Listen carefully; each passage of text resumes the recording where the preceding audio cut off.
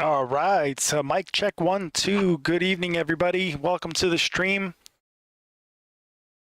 And hope you enjoyed that little intro video. I just brought it over from my GoPro. It was my last trip to Pereira, Colombia, where I visited my good friend Mauricio.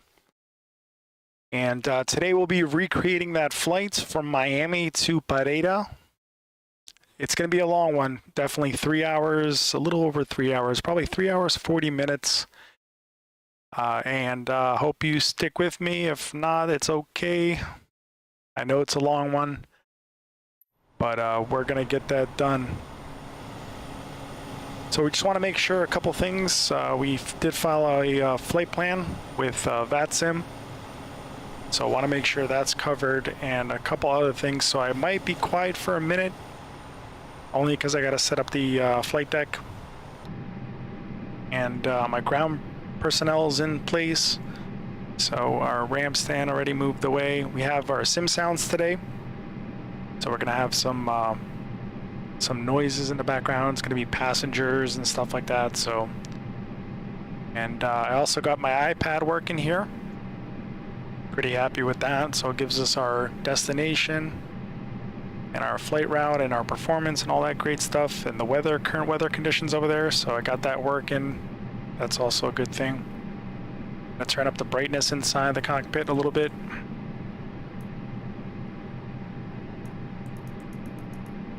Want to see what I'm doing here. I don't know how I feel yet about the MCDU computer. I do have the information. I did watch a 30-minute video on it. It doesn't look too complicated, but there is a lot of steps, and I kind of just want to get flying. However, I did load our flight plan in, so as you can see here, our flight plan is fully loaded. I already got clearance from ATC, and you'll notice here on the screen, move your flight plan. Should be able to move with it a bit. Oh, actually, you know what I'd have to do? I probably have to zoom out a little bit. Let me see. Or not. But the waypoints are put in, so let's see if we can get this done. And if you're new to the stream, welcome. Be sure to hit that like button. It would go a long ways on Facebook Gaming. Go ahead and put our flaps into position. Turn up all my panels so I can see everything that goes off.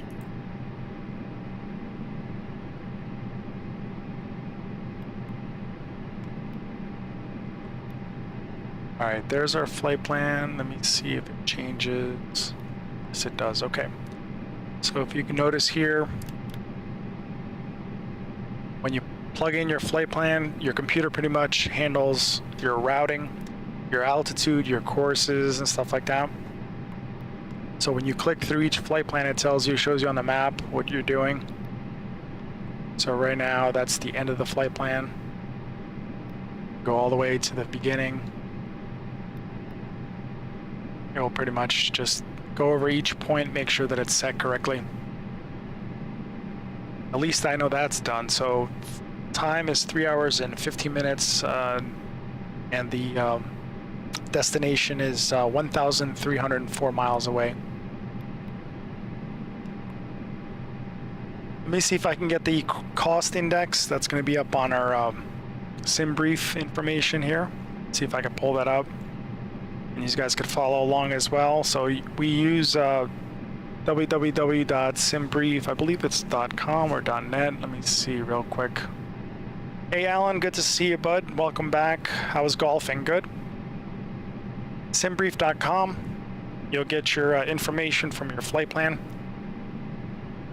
And let me see if I can pull it up on the screen for you guys to follow along. I'm going to try to input it. If I can't get it, I'm just going to skip it. But only because I haven't had too much experience with it, so.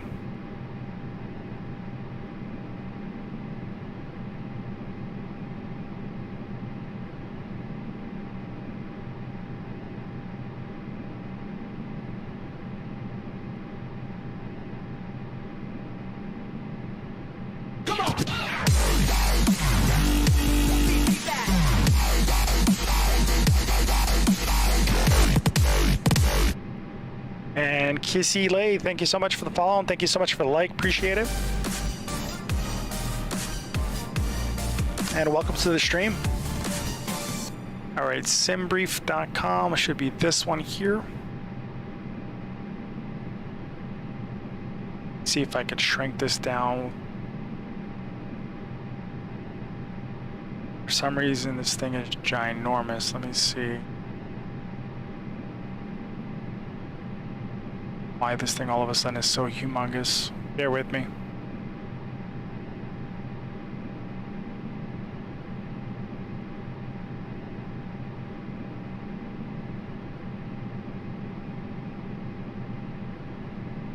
We're gonna be here all day trying to shrink this thing down. You know what?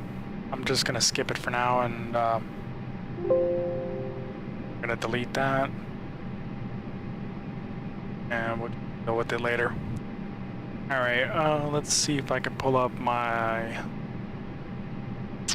cost index.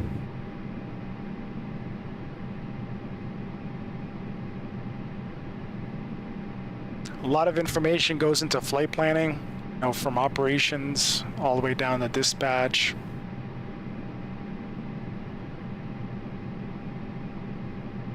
A lot of information.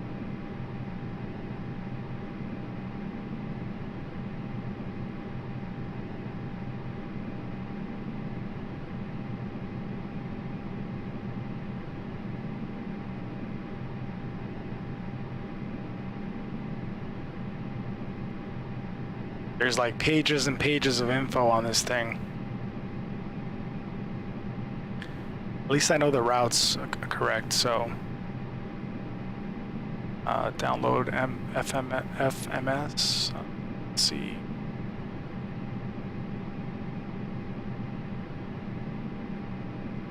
All right, that's our destination. We have our alternate. No TAMs, we got temperatures.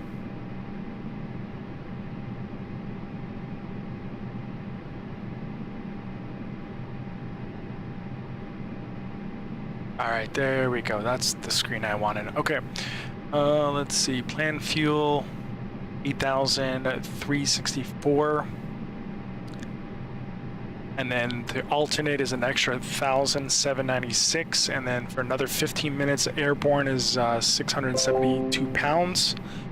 And then minimum fuel is 11,000 pounds, close to 12,000 total. Block fuel is 12,000. This is all good stuff.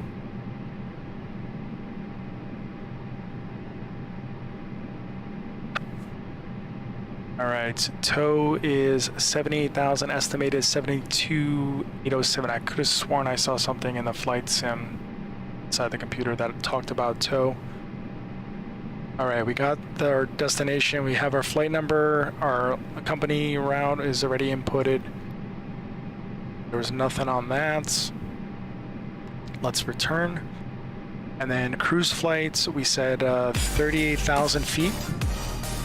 So once you plug in 38,000, you hit enter, or you hit the button here. It's going to automatically tell you what the temperature is going to be at 38,000 feet. So negative 52 degrees Celsius. And top trope is 36090. I think because of our weights, we might not be able to go to 38,000. So let's bring that down to 36.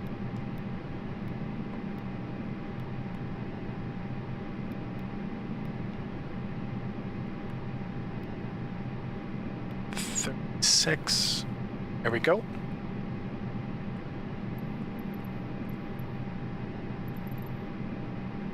All right, and fuel's 13,000 gallons on one side, 13 on the other. All right, let me see if I could figure out our cost index real quick. So now that we have our altitude.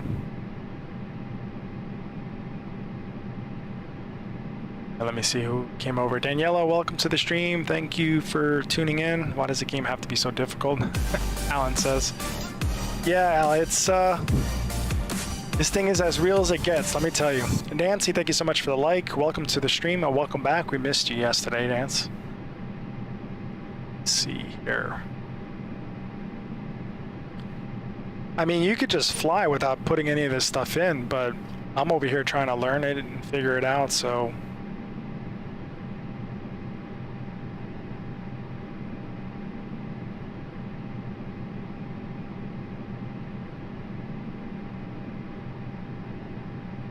Just bear with me as I just scroll through all this information. It gives you all the points and stuff, so I'm actually reading it, so it might take me a minute to try to figure out what my cost index is.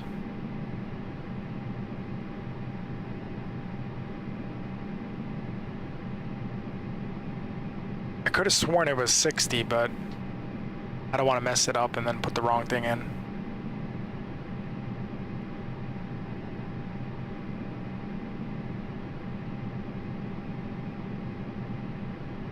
Guy's gonna say, where are you at?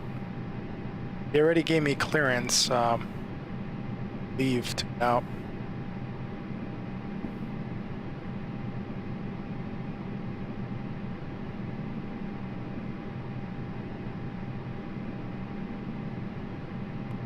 Alright, let me see what else was in there. These are all the points. Program, position, flight number, optional. Maximum is 39,000. And our V speeds, that's what we need. That I could figure out. I know I have a site specifically for it.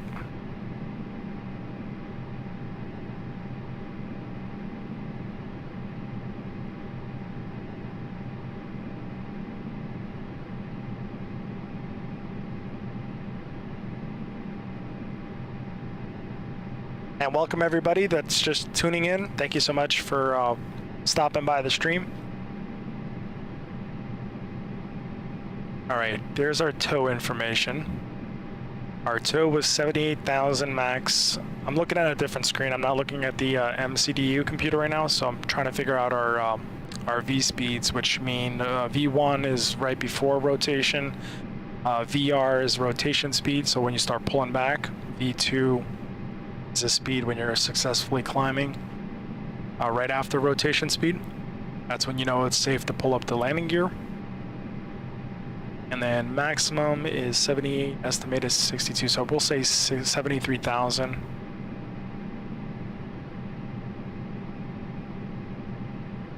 So 70,000.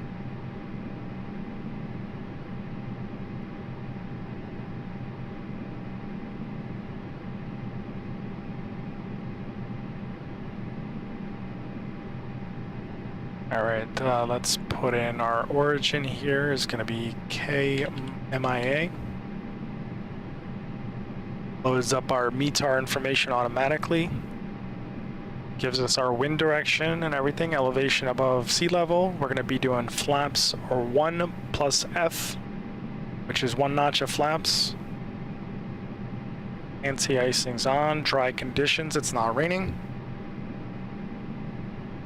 Let's see what else we got. Runway, we said, I believe it's 9, but let me just double check.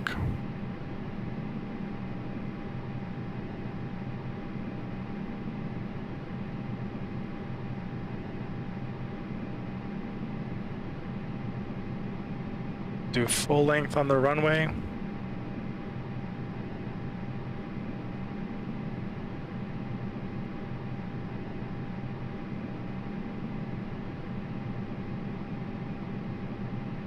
All right, there's our takeoff speeds. That looks a little high, but okay, we'll take them.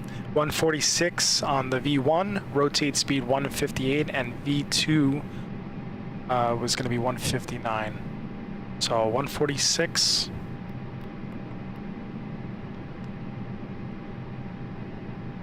Still think those are too high, but that's, I guess, a full with passengers, cargo, and everything.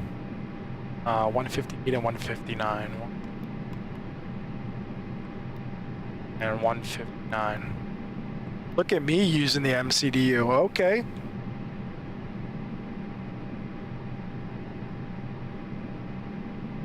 All right, transition altitude. Let me see what he is talking about.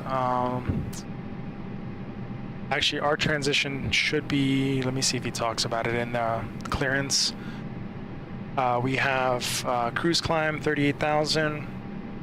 Transponder is going to be 3745. We'll go ahead and set that 3745.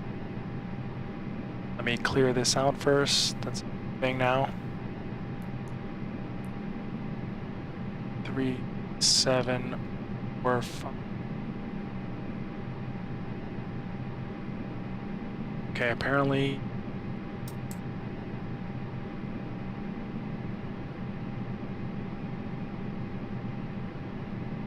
Apparently I gotta manually do it here.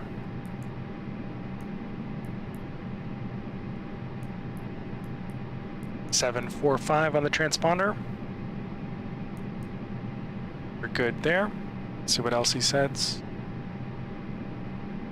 All right, equipment, approved routes, EONS 2, EONS A508 airway, checkpoint URS, URSUS.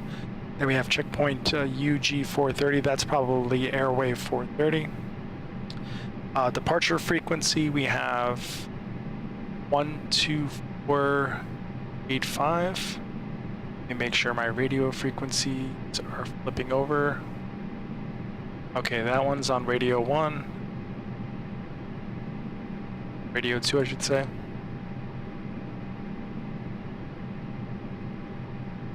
Way 9 left, taxi via Echo. Let me know if that's too loud for you guys.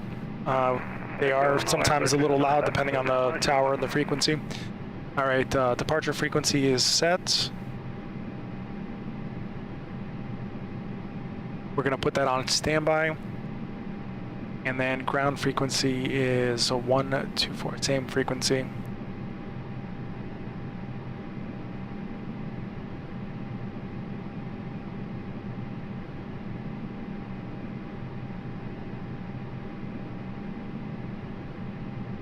All right, both are set.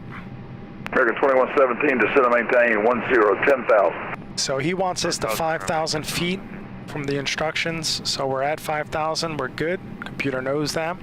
Charlie 6, Oscar Papa, wind 10 minutes after departure. 050 at 8, runway 9 are cleared to land. Pilot discretion, call for push and start on taxiway.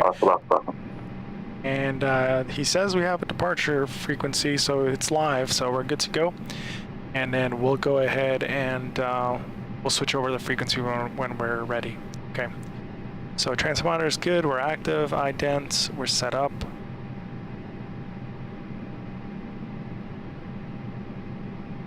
And flex temp, I think they said that was 60.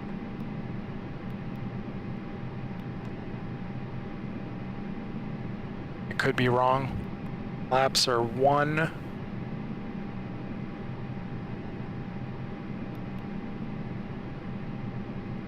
FedEx 9025 heavy, correction, turn left heading 180, vector to final. 180 vector final. And that stuff, we'll try to figure that out when we get closer to Colombia. We'll see if we can get that put in. All right, so we're good to go, 5,000. And we're ready to push back. See what we got. Nancy says hello, hello, waving a little hand to you. And sorry for the misspelling. We don't judge around here, Nancy. Don't you worry about the spelling. I'm not a great speller either, so don't worry about it. Should try my name. Too old, too loud. Who's that? Who's too loud? Me? All right. Let's get our doors closed up. We are on FedEx 9025 heavy, 5 miles from Culper, turn left heading 120, maintain 3,000 until established on localizer, cleared eye left runway 8, right approach. Roger, left heading 120, maintain 3,000 established, and cleared Localized. All right, APU's coming on. Right, FedEx 9.57.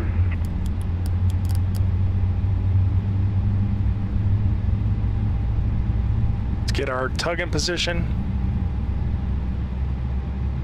Charlie 6 Delta Echo Delta, turn right heading 310 vectors for the sequencing. Right heading 310, roger. And Charlie 6 Delta Echo Delta, the airport's 11 miles at your 11 to 12 o'clock. Advise when you have the field in sight. I have the field sight now. Charlie 6 Delta Echo Delta, make left downwind runway 26 right. Correction, make left downwind runway 8 left. Left downwind runway 8 left, roger. Lima November 1 Kilo Papa, fly heading 100 after departure. Wind 050 at 9 runway 9 left, clear for takeoff. All right, Mr. Tug. Tuggity tug tug. 00 after departure and good takeoff 9 left Lima, shoot above. America 2117, descend and maintain 8,000. 8,000 from America. Skywest 2629, ready, thank you. SkyWest 2629, runway 8 right, taxi via November. ATC's too loud. Altimeter 3000. All right, give me 1 second. Taxi ready, I'm gonna try to lower it, but let's see. Give me a second. Skywest 2629. Charlie 6 Oscar Papa Papa, welcome to Miami. You parking at the, where are you going to be parking tonight? The GAFU.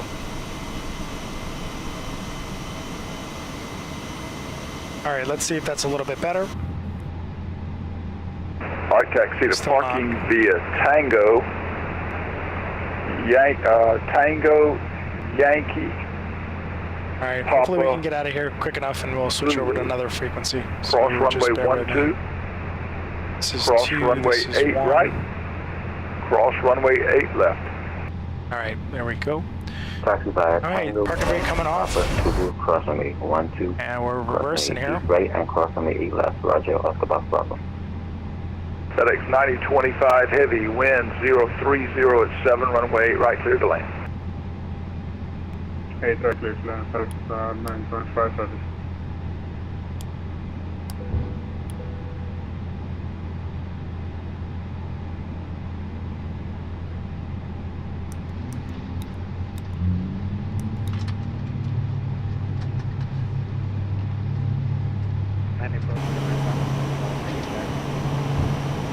Aircraft calling for a radio check. Just call me for what you want when you call in for clearance or whatever. Ooh, this ATC's not playing around. November 851 Whiskey Golf, cleared to Memphis International Airport via vectors to Freddie, then is filed, maintain 2000, expect flight level 410, 10 minutes after departure, departure frequency 124.85, squawk 3515. November 1 Whiskey Golf, clear to Memphis Airport, Freddie, then is filed 2000, expect flight level 401, after departure 127.85. November 851 Whiskey Golf, read back correct, push and start at pilot discretion, advise, ready to taxi, expect departure runway 9 left. Okay, Lima November 1 Kilo Papa radar contacts, the altitude passing. Passing 2,000 feet, Lima, Kilo Papa. So the November 1 Kilo Papa, climb and maintain flight level 250, proceed direct beach when able. All right, sir, we don't need you anymore. Going to flight level 250 and Parking brake's coming on. Lima, Kilo Papa. Charlie 6 Delta, Echo Delta, you made the right downwind, but that's okay. Runway 8 right, clear to land. Wind 030 at 7. Runway 8 right, clear to land, roger. Hopefully he gives me a short taxi on this one.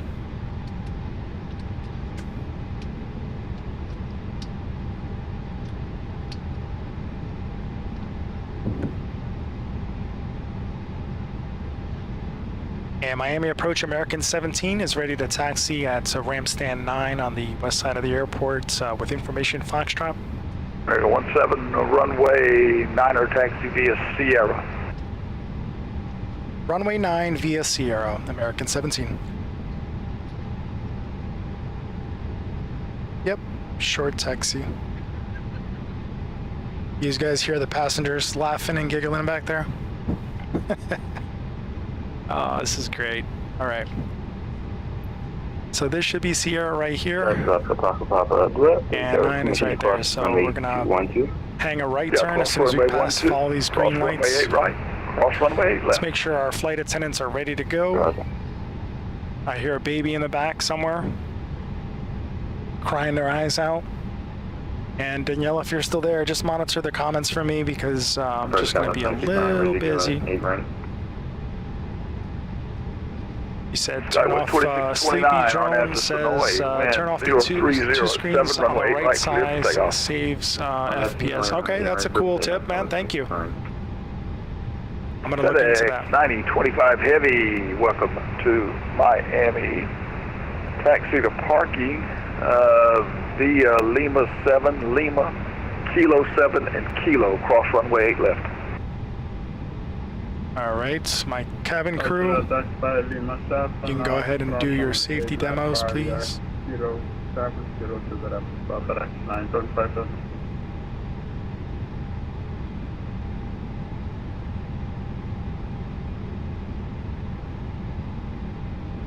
Charlie 6 Delta Echo Delta, trying to get you over there on the north side where you'll be really close to the FBO, but you're going to have taxi across field now, and you're going, I assume you're going to the FBO. We're just going to shut them up for a second so they can hear the announcements. Fasten and unfasten your seatbelt.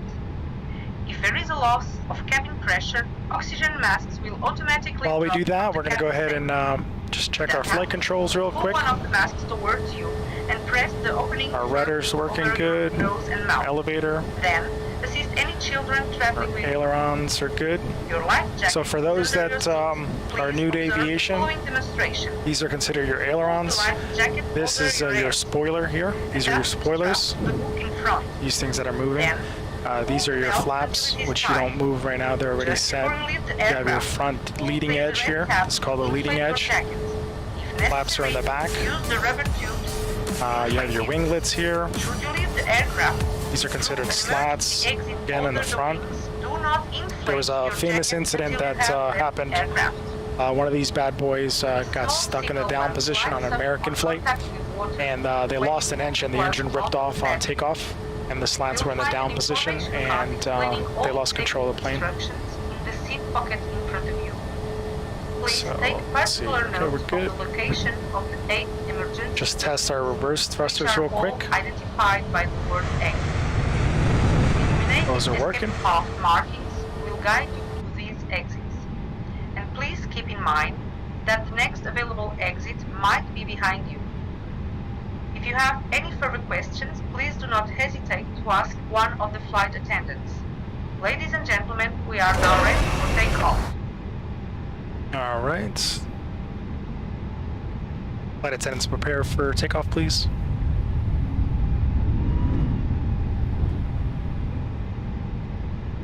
So when we taxi out, normally they wait for the, I mean, you can wait for the demo to be over, but they'll taxi slow. They'll know, they'll be able to hear the cabin, making sure that the flight attendants are seated and ready to go. And when they do like a chime with the seatbelts, they'll hit it twice, and that's this right here. So as soon as they hear that, they know takeoff is coming up. So the flight attendants want to make sure they're in their seats before they go.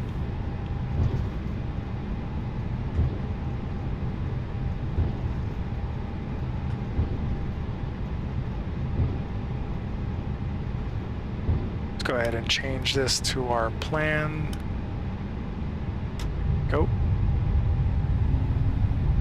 It's like we got stuck in a crater or something. The plane just stopped moving.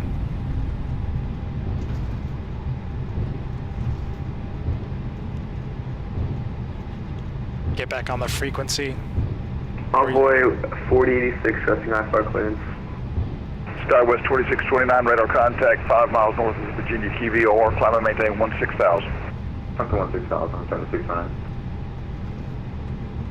We're gonna do a sunset departure, and then once we get closer, we're gonna turn the lights Envoy on. 4086 Miami approach cleared to Linden Pendling International Airport via the skips 2 departure, then this file. Squawk 3527. Clear to the airport via skips 2 is filed 3527. Envoy 4086, read back correct, push and start, pilot discretion advised, ready to taxi, expect departure runway 8 right. Push start on discretion, expect it right. Lima, November 1, Kilo Papa, departing my airspace, no adjoining ATC online.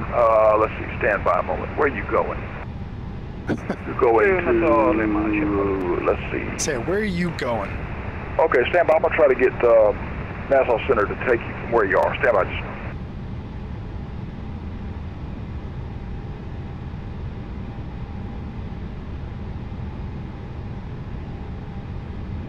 So he's busy right now. I'm not going to interrupt him, but Charlie 6, Oscar Papa, it appears you may have hit the mute button on your mic.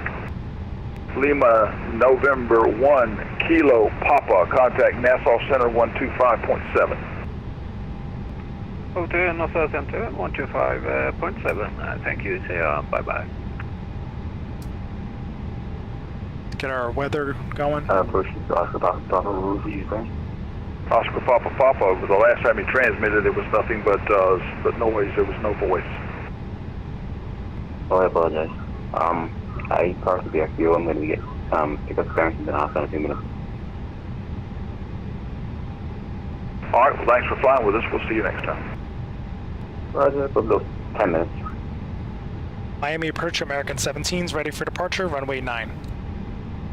American 17 on after Virginia Key, wind 030 at 7, runway 9 are clear for takeoff. Clear for takeoff, runway 9, American 17. He said Virginia Key, but we're gonna find out what that is in a second.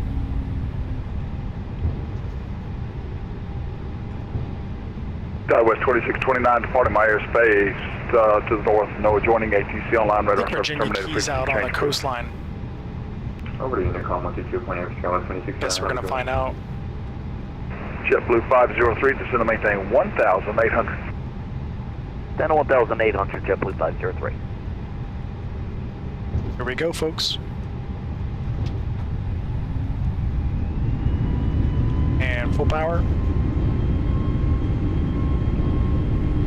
We got our rotation speed plugged in at 146. That's on the left-hand side of the screen, straight down.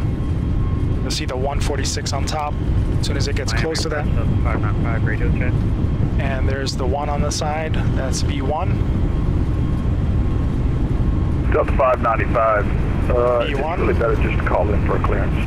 And rotate. I knew that was too fast, but okay. Delta 595 cleared to San Francisco International Airport to via the wind code departure, then is filed, maintain 5,000, expect flight level 400, 10 minutes after departure, departure frequency 124.85, squawk 3523.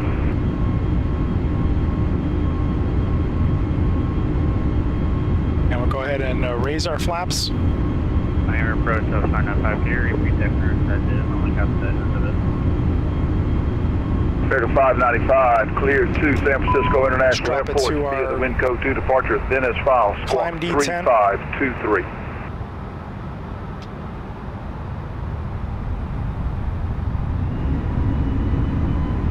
Up here, they're reaching a plug, come back exit. Looks like a passenger's having a heart attack. It's a woman. We need a expedition to Fort Lauderdale, please. Flight President heading to maintain 1,800. President heading 1,800, JetBlue 503. American 17, radar contact, say altitude passing. I'm passing to 2,400 onto 5,000. American 17, I just needed what you were passing. Climb and maintain 16,000. 16,000 on the altitude, American 17. Rude. Okay, bro. Golf holding short 9 left. November 851 Whiskey Golf, flight heading 090 after departure. Wind 030 at 9, runway 9, left, clear for takeoff. 090, clear for takeoff. America 2117, turn left heading 180, vector to final. So we just left South Beach behind us.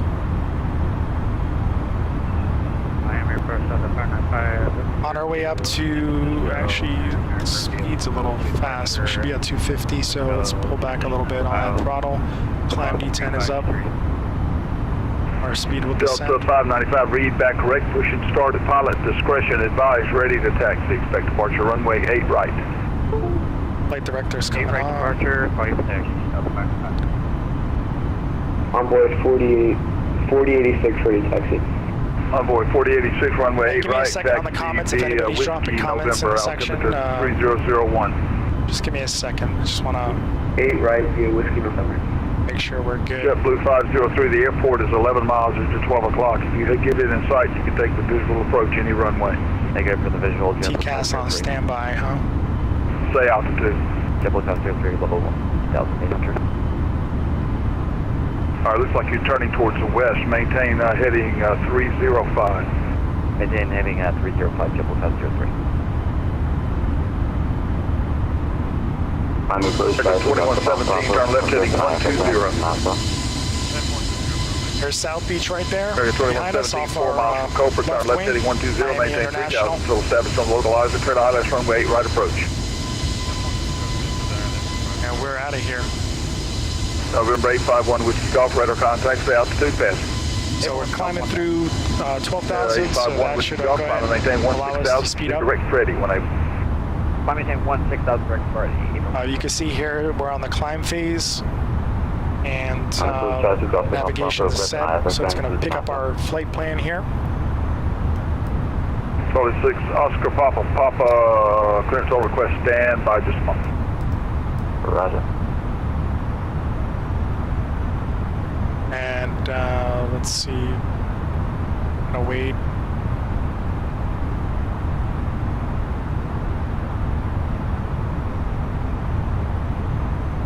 We'll let our computer do the speed, manage the speed for us, and manage the heading, and manage the altitude this time, since I did plug in some information into the computer. We're going to need medical stuff at the gate, please. Lucas, Okay, welcome, that's fine. bem-vindo, obrigado. Roger, thanks, JetBlue 503. Como estás? Como está? Tudo bem? American 2117, wind 0307, runway 8 right, clear to land.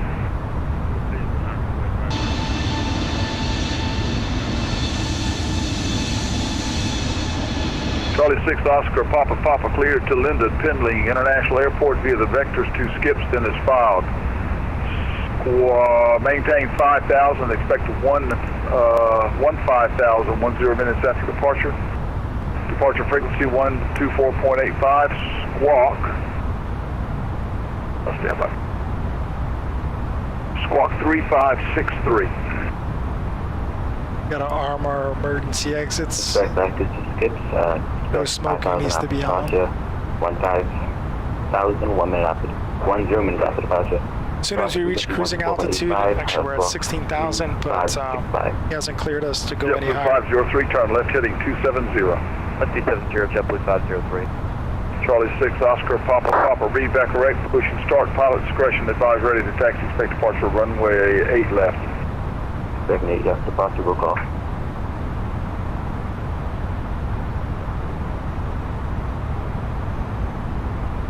Alright, let's see what we got here on our flight plan.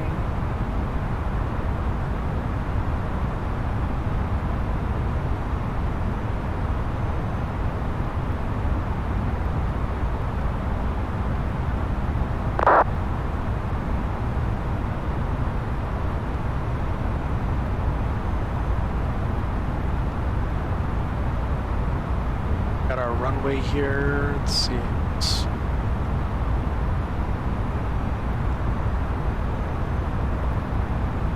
That's our climb phase. And then our JetBlue cruise. 503 are the conditions IMC. Affirmative, JetBlue 503 for So cruise, weather's not looking too good. Cruise management All right, here. so I'll give you the ILS 10 left approach. And then the next one is our descent, which is afterwards. And then our approach is when we type in all this info.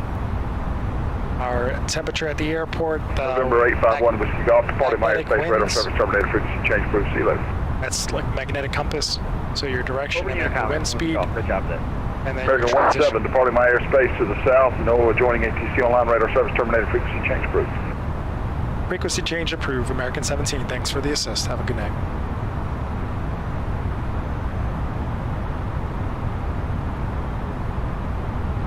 All right, Lucas, tá tudo bem, tudo bem. Essa voz é viva dos pilotos. Yes, sim. A comunicação dos pilotos e do ATC é tudo verdadeiro.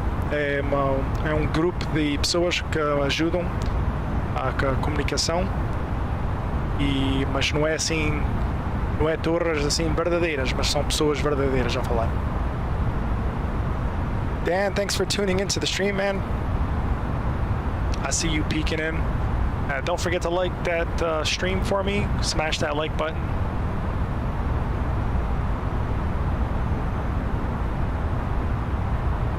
Alright, so he cleared us, so he got rid of us, so we're gonna go ahead and climb up to our cruise. I believe I set it at 36. 36, yeah. I climb up. JetBlue 503, turn left, correction, turn right, heading 360, vector to final. Right 360, JetBlue 503. Let's see what we got here. Game Boy Red, what's going on, dude? 9, 10, 11, 12, 1. It's probably like 1 or 2 in the morning over there, isn't it, bud? Let's see, Lucas, obrigado, and Navid. Navad, thank you so much for the like. 3 miles from Nove, continue right to heading 060, maintain 1,800 full established clear line, left runway 10 left approach. Sounds realistic. We'll just get off. You already told us. Maintaining heading of 060 and maintaining 1,000. Localizer JetBlue 503. We don't have to listen to him anymore. So skies are clear up here. I didn't see any weather in our way. Just a nice little sunset off to our right side.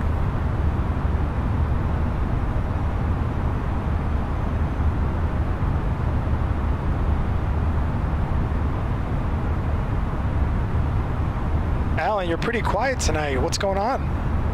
To switch over to our standard temperature, standard altimeter setting, I should say, 2992. I'll automatically adjust our flight level here according to pressure, altitude, or altimeter settings.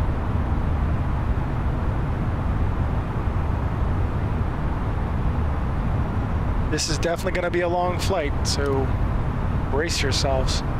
We got some weather out here. This is 20 nautical miles, 30 nautical miles, and 40 nautical miles. And you can extend it even further, go all the way to 120. We can set it at actually 320, sorry, 320.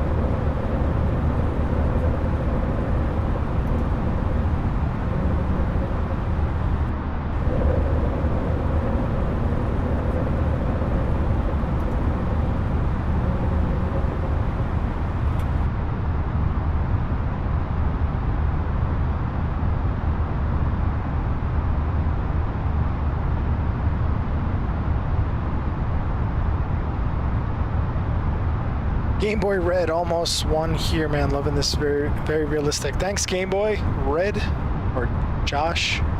Josh, right? Yeah, Josh Lads. I had to think about that for a second. Yeah, we're working with the sim sounds and our VAT sim as well. That's another great thing to master, by the way, if you want to take a swing at it. It is, there's a lot of multitasking involved, so I would just build up that experience and then fly into like a small airport. I heard the ATC controllers over in Europe are pretty brutal, so maybe now pop the corks. Of course. Let me see if I can get you some cabin service.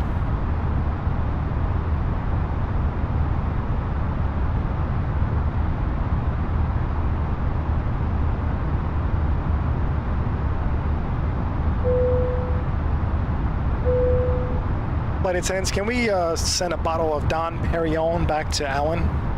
Should be up in the first class section. Just look for the gentleman with the glasses and the upset wife sitting next to him, because he spends too much money on radios. Oh, she's gonna give you a beating. Let's see here.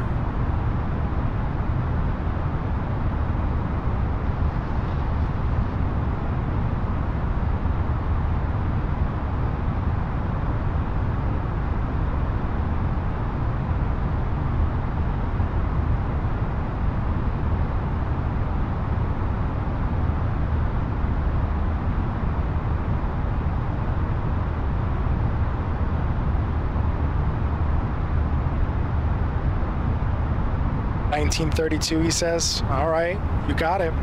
Were those real ATC controllers? Yeah, Josh, they were real ATC controllers. It's a group of individuals, like individuals that like do flight simming, and they also have flight simulation for controllers as well. So let me give you the link. Give you a link to it. You got to sign up and then take a quiz, and then once you do it, it will tell you what to download, and you got to run a couple different things just to make sure. I mean, it is a process, so just FYI. I'll drop the link in for you.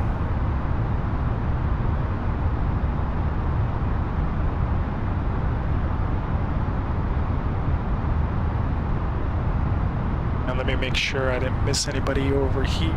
Let's see, everybody's good over on Twitch and YouTube. Perfect. We are also running sim sounds as well.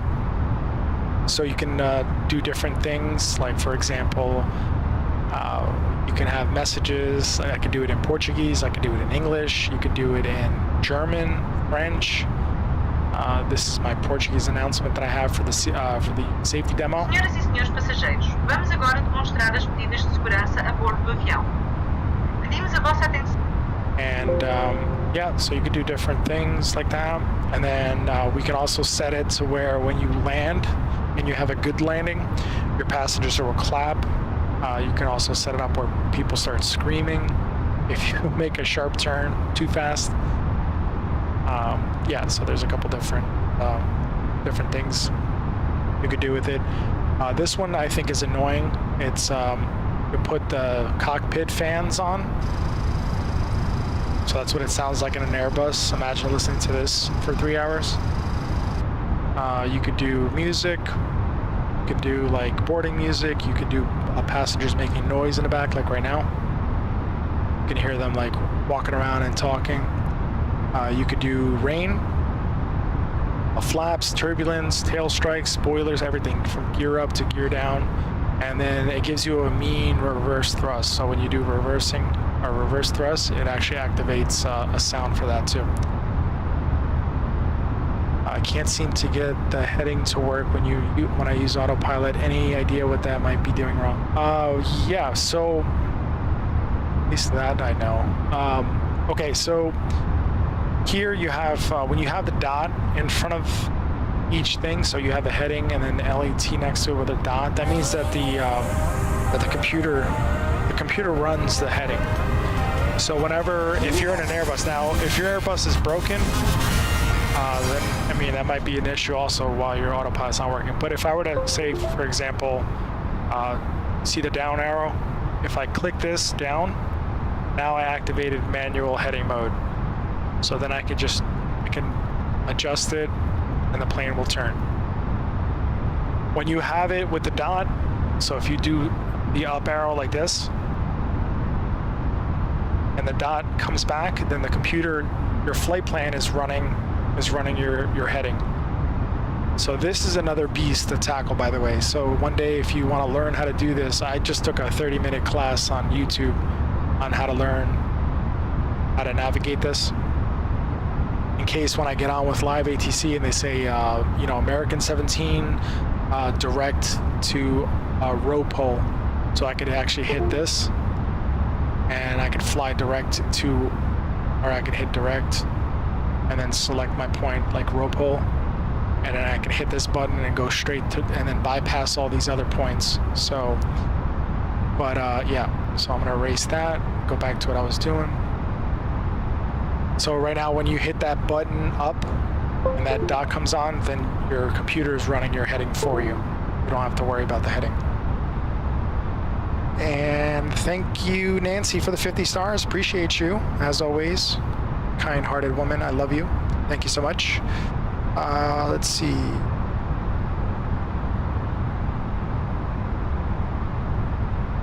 Yeah, it's a lot, man. I'm not gonna lie to you. It's a lot of information, and then I'm not even done yet. I have to. I kind of learned how to shoot the ILS. Give me a second. Let me see if I can get you the link. There's a guy that does it on YouTube. There's one guy that's called Sim Pilot, I think he's called. And then there's another guy that's an actual Airbus captain or pilot. And he actually runs you through each step by step and he tells you what each button does. I just figured if you learn it, it's just gonna bring you to another level, you know, as far as flying and stuff. And people are, I guess, will be amazed by that. That's what I think, but could be wrong.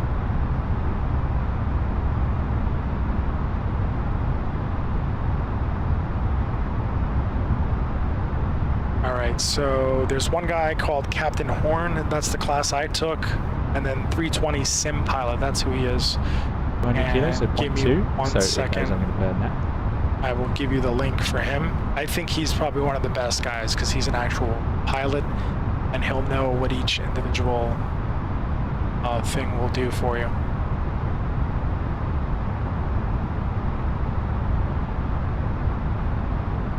And there's the link for the YouTube channel for that guy. And that will be the link specifically for the MCDU.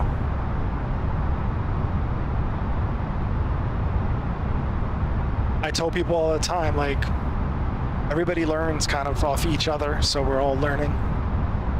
The ones that are brand new to this and the guys that have been doing this forever, they either don't want to do it because it's so complicated and they just want to fly, or they really do want to do it and take the time to learn. I know Bobby Fuzzy's one of them, Foxtrot is one of them. I know they do their research on the stuff. That's kind of what got me into actually wanting to do it as well, only because they're doing it well and they're learning it. So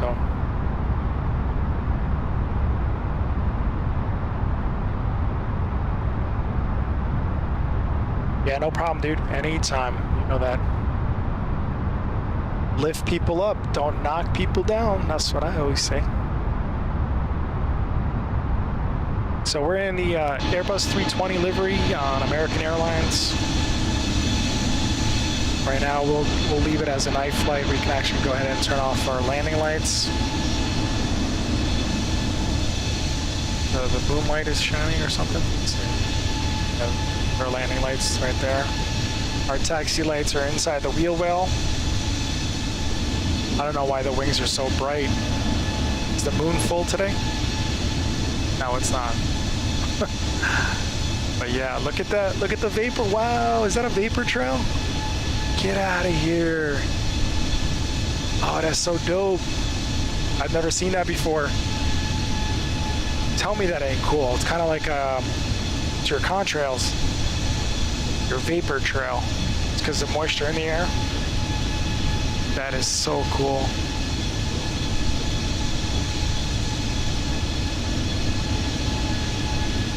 So yep, so what else? We talked about the green light, the red light on my other streams. I know I talked about that. So whenever you're approaching an aircraft, if you're approaching from this side and you see a red light, that means that you do not have the right of way to pass, and this aircraft has the right of way. And you're either going to descend or get out of his way. And if you see it coming this way and it's a green light, then you do have the right of way. And this guy's going to make adjustments for you. And if you see it like this, well, oh shit, you better move out of the way because he's coming straight head on for you. On this plane, I don't think you see it on the backside. No, you do not. So that's a good thing. So if you see no green or no red on each side, that means that the plane is heading away from you, so that the crisis or the danger will be averted. But if you see that, green and red, you better get out of somebody's way. So either you go up or go down or look at your radar and see what altitude he's climbing at. Just a little FYI.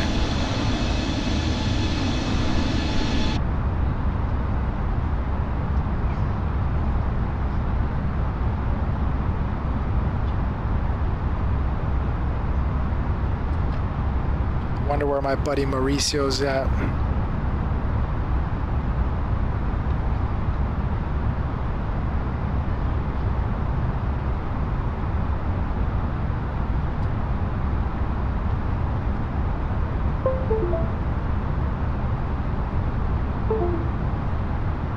All right, so let's see what next point we got. Tasno,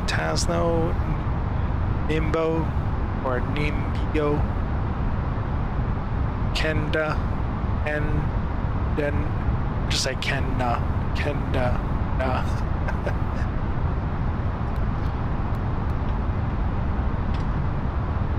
We're just cruising along. Everything seems to be working fine. No issues here.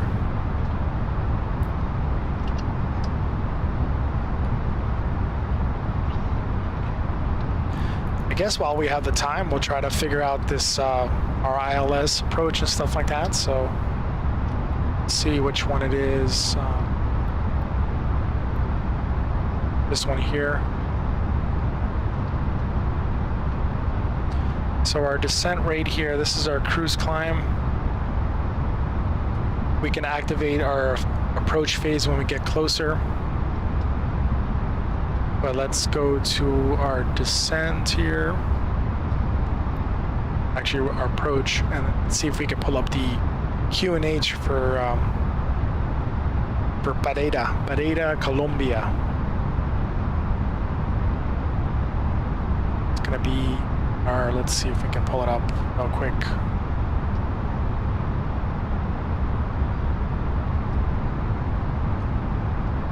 Found a couple sites that actually give you some information, like weight and balance, takeoff, checklist, setup, about the information that you're getting and stuff. So I thought it was pretty cool.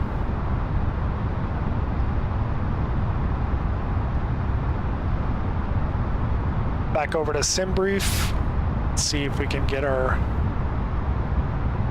airport information. That's over for Miami. Let me scroll down and see if I can find for Pereira. It's Matecana. Matecana is the name of the airport. So our QNH for Matecana is 1016. So we're going to go ahead and input that. Don't put any decimals or anything in.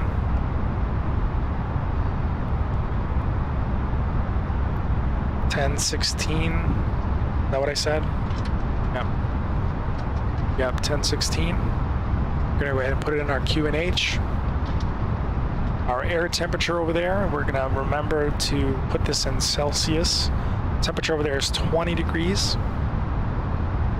And if this information gets outdated by the time you get there, because you are 3 hours away, you can always go back and edit it. So it's 20 degrees Celsius. And our wind direction we got coming in is going to be 340 at 4 knots. So we'll do 340 and slash. I said slash. Where's my slash? This one here. 340 at 4. So 04, we'll type that in. Our transition altitude, that's a good question. Let me see if we can figure that out. I think it's going to be, I think it's 3,000, but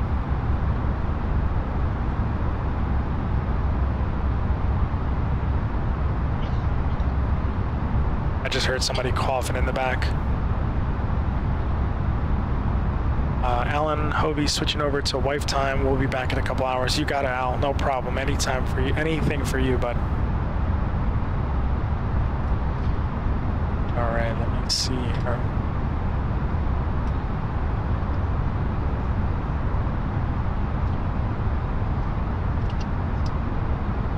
See if we can find our transition altitude.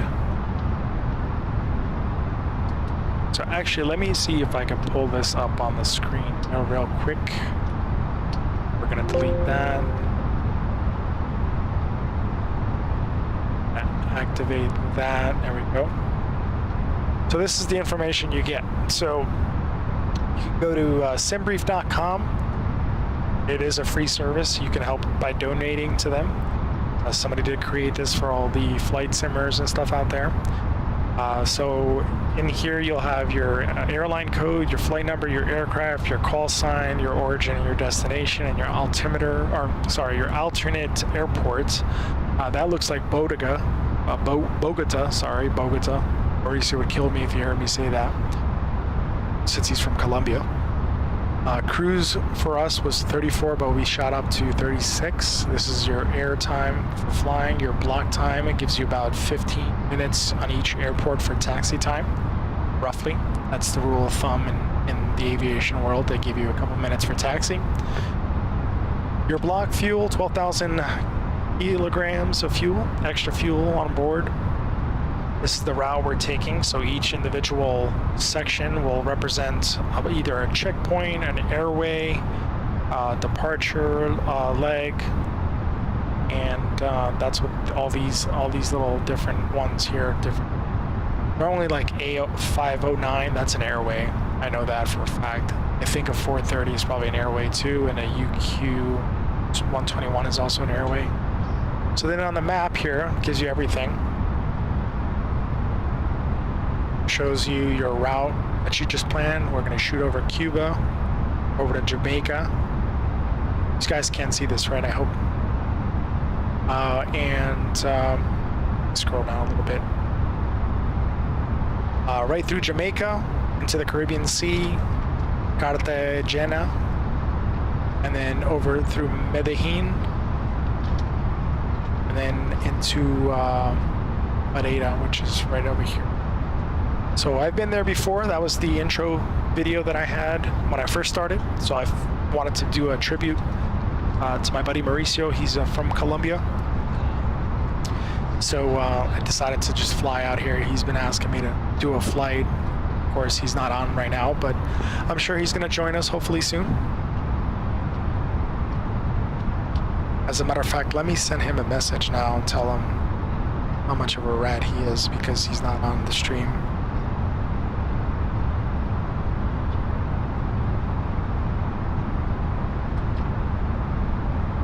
I said, how much of a rat do you have to be? I'm flying to your hometown.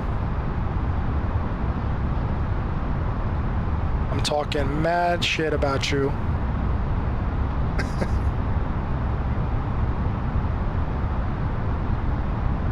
And you're not here.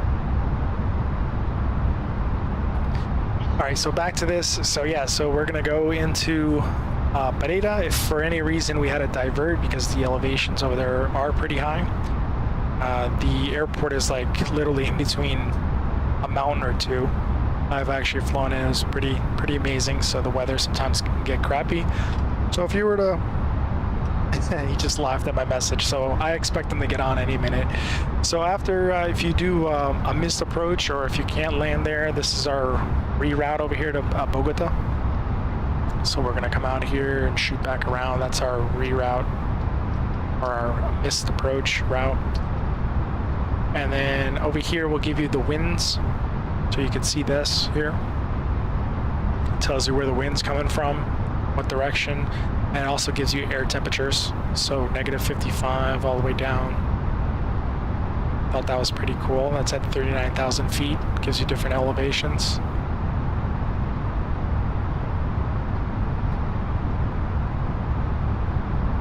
I don't know why all of a sudden I got stuck in the wheel position here. All right, there we go. This is our vertical profile. So we climb up 35,000 feet, stay out here for a while, and then at RNG, we'll start our descent. This is all good information to know, so you'll know exactly when you start descending down. And then RNG is the point that we're gonna start our descent. And then down here, we'll give you all the different downloads. If you want to do your flight plan, you don't have to like copy everything and then go point by point into Flight Sim. You can actually find your Flight Sim, download it, find where you put the file, and then you can load it right into Microsoft Flight without having to do all that extra legwork, which is pretty cool. And let's see what else. This is our weather and NOTAMs, which I was reading before. And this is real world weather, so it's a mouthful.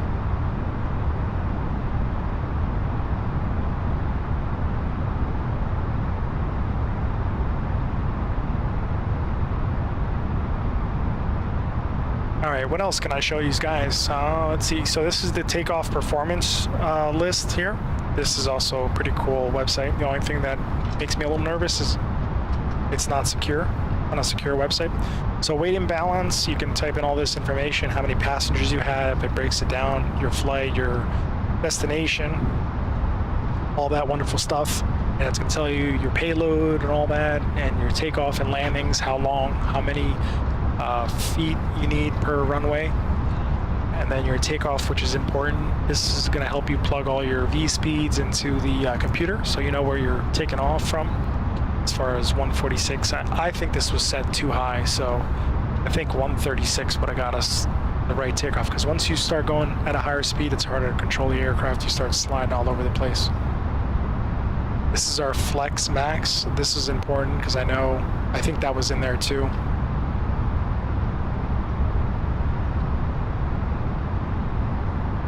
One of these had it.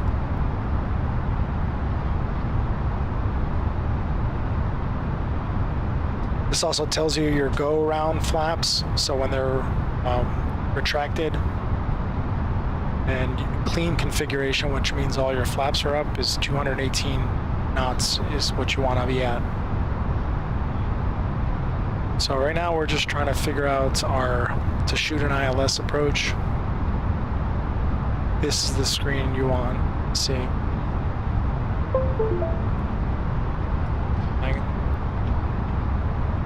Let's see. Well, ILS is in there, so hopefully it's going to have it as soon as I think transition altitude is 3,000. I think should actually know because we are higher up. Sounds like a bunch of little hamsters running around in the back.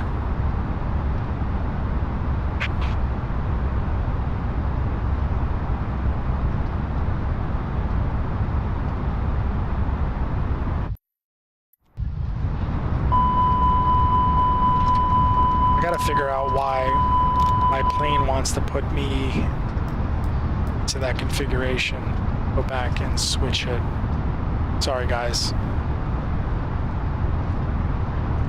There you go. Totally forgot. I was showing you guys something and then I forgot to switch my screen real quick. So yeah, so let's see if we can figure out this ILS situation. So we need MDA and DH. And also transition altitude.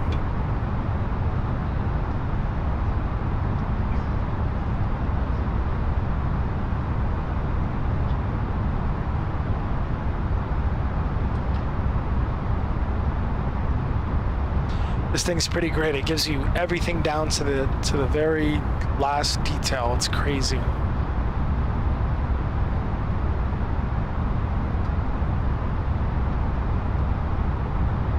You can actually go in and it tells you your payload, your fuel, your tow,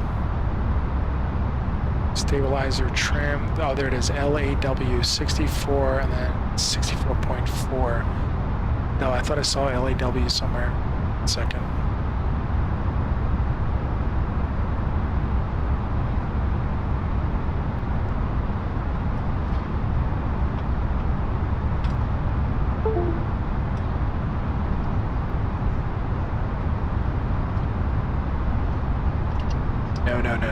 Let's not do that.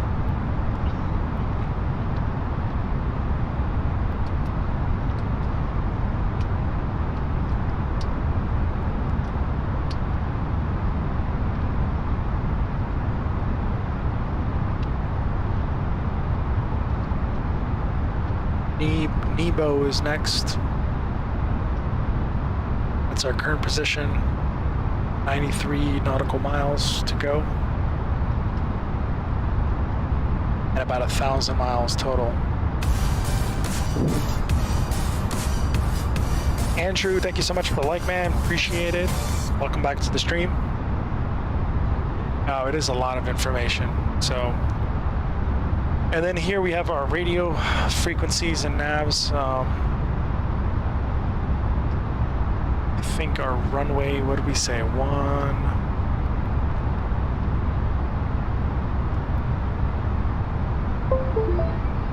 Where are you? Still didn't punch in our cost index. Should get that as well.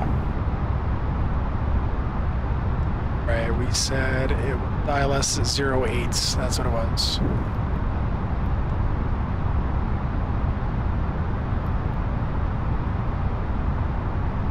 So we're gonna type in 08.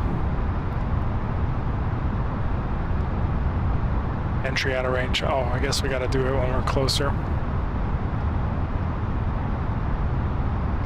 So radio navigation, VOR frequencies, CRS cross.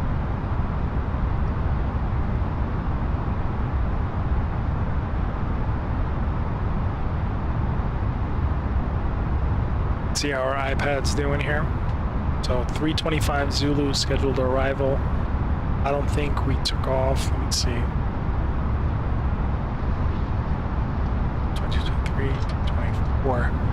24, yeah, we took off about almost on time. We're out here. Just crossed over Cuba. A little bit of weather out to our left side, which is pretty cool. You can see that. We're gonna stay directly away from that.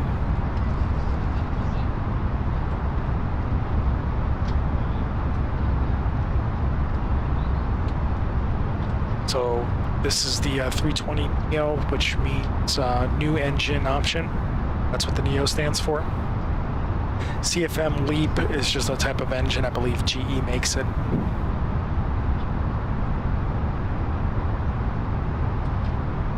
$79,000 kilograms on the weights.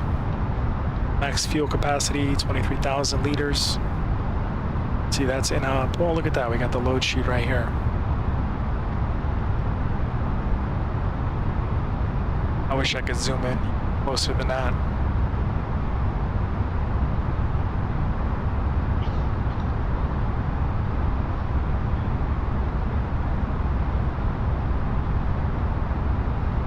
Distance 1,287.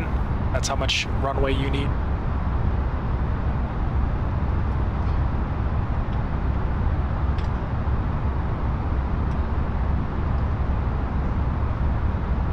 course, it doesn't tell us the information that I need, but all right, whatever.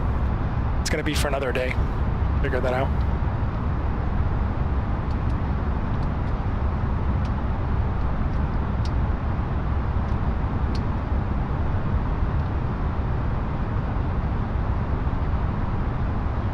Should I make it lighter in here? There we go.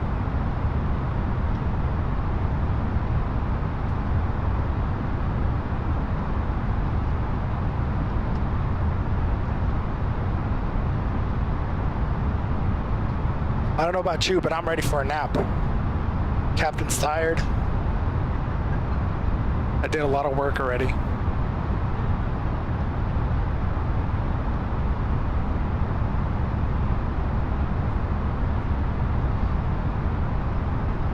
It's amazing how fast you can go when you don't have the information plugged into the computer. I mean, I don't have every single detail in, but I've never seen it at this speed. I think that's the reason why when we plug in our info and our weight information, how much fuel we have.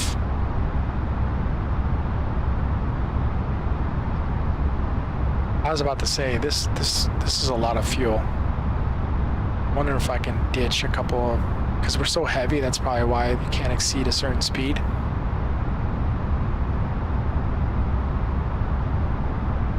Let's pull back this the distance here. Let's see if there's any weather close by us. Nope, no weather by us. Little something out here. I hope the next thing that they do is allow us to see traffic like other planes. Will be represented also as diamonds, and it will have like their altitude. Also, like -1 would be 1,000 feet. -2, 3, and 4, same thing, 2,000-3,000 feet. Hope one day they get that incorporated into it so we can have more of a even more realistic feel.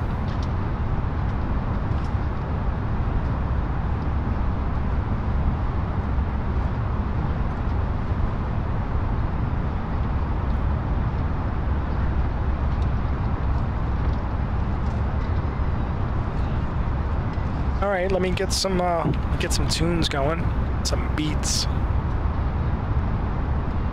See if anybody else is on right now.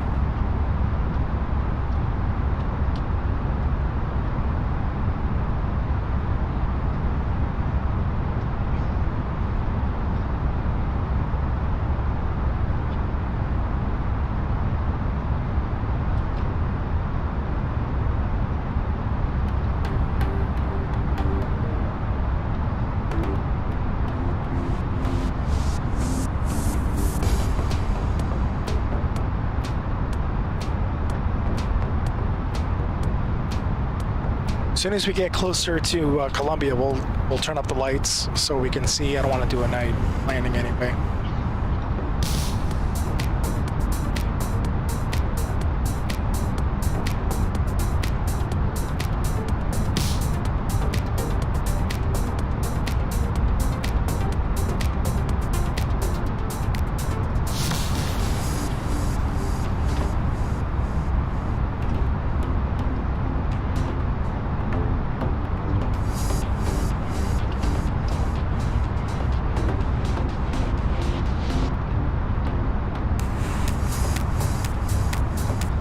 Mauricio's going to join us later, as soon as he gets his life together.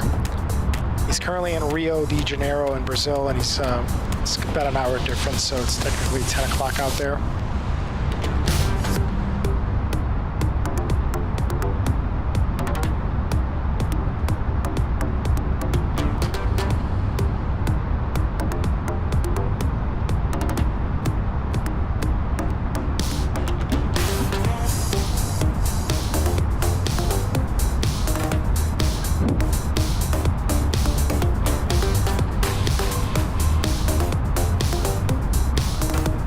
Thank you, Nance. I was wondering where Daniela was at. Welcome back. I know you're in and out. The life of a mom. Actually, a mom to 2 twin girls. 2 beautiful twin girls. And then another one. Little call her the red-headed stepchild, the little one. Actually, no, the little one is the baby, so she can't be a stepchild or a red-headed stepchild. She's on mom duty. Alan's on wife duty right now. Oh man, I can't stop laughing about that. I think Alan wouldn't mind us sharing the story. No, for sure, Nancy. I saw you. I was about to read your comment next. You like the music? Yeah, for sure. Thank you. This is what Facebook allows us to stream with. If it was up to me, I'd play my sound or my playlist.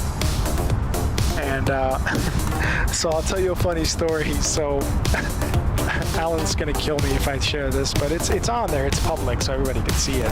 I mean, it wasn't anything crazy, but so Alan was with us a couple times. You know that, Nancy, and Danielle saw this, and so Alan was on the stream with us a couple nights ago. I mean, I would say a few more, like maybe a week ago. And remember, Nancy, when I was talking about my flight panel and how everything was coming and was coming in, and I was explaining and how, you know, it was a little expensive, whatever. And Alan made a comment. He was just like, you know, our hobbies. You know, I have a radio hobby, and my mom, my wife will never find out how much I spent or something like that. So it's along those lines. I can't really quote it because it happened a couple of days ago. And for some reason, oh my God, his wife found the post, and she wasn't following me. So I don't know how she came across my page. So then she went in and saw the post, and I was like, uh-oh. And all she had to do was type 3 letters in the chat. It was HMMM, and I was like, oh my God. It's busted.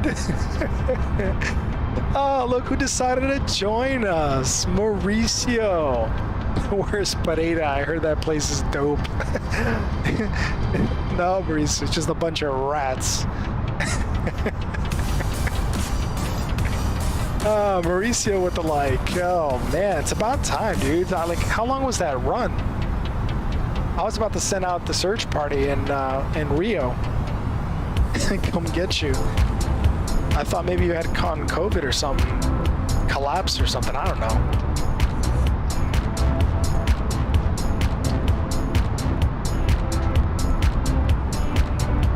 All right, let me see if I can move my GPS over to my monitor, and I can. Oh man, I was dying. I was dying when Alan got caught. I was like, whoops. Busted. So of course I said, nice to meet you. I think her name was Pat Hovey. And I just commented, nice to see you. Uh-oh, Alan's gonna be in the doghouse now.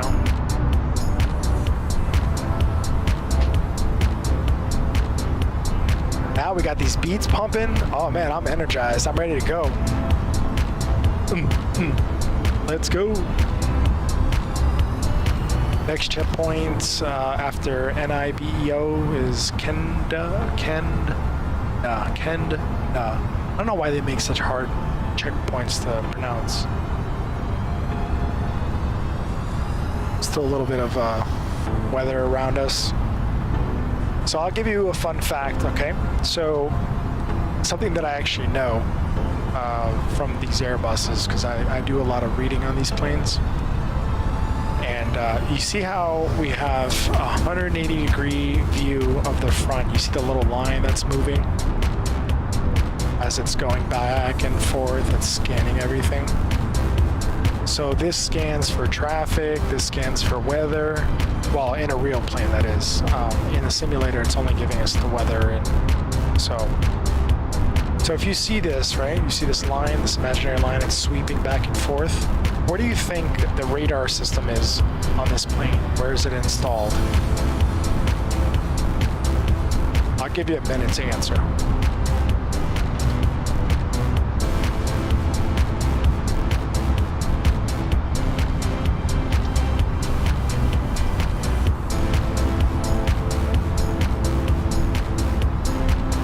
says he does right by having wife time too. Yeah, tell me about it, Daniela. Wouldn't that be amazing for all the wives out there to have some wife time with their husbands? Mauricio, bro, I get my runs in. It was definitely around 3 hours. Yeah, okay. It was more like 30 minutes or 45 minutes of running, and then like maybe an hour and a half of drinking beer. So one of the national beer brands out in Brazil is Skol, S-K-O-L. Not gonna lie, the beer is pretty damn good. But they got these little pop-up bodegas, or pop-up, they're not really called bodegas, but like little bars. So they have no inside seating. Everything is done on the sidewalk. So you can walk up to a place, they have a bathroom for the employees to wash their hands, they have like a counter space where you order your stuff, and then you just hang out all night. It's one thing I miss about Rio. You just hang out, check out the sights, scope out the women. In Mauricio's case, the men is cool. You know, Mauricio's into men. So we just hang out outside and just shoot the shit and have a good time and drink beer. And then you get like these big pans of beer. It's crazy. And then the prices out there right now, it's like for every American dollar you get 6 reais. It's insane. Price difference, or the price conversion rate.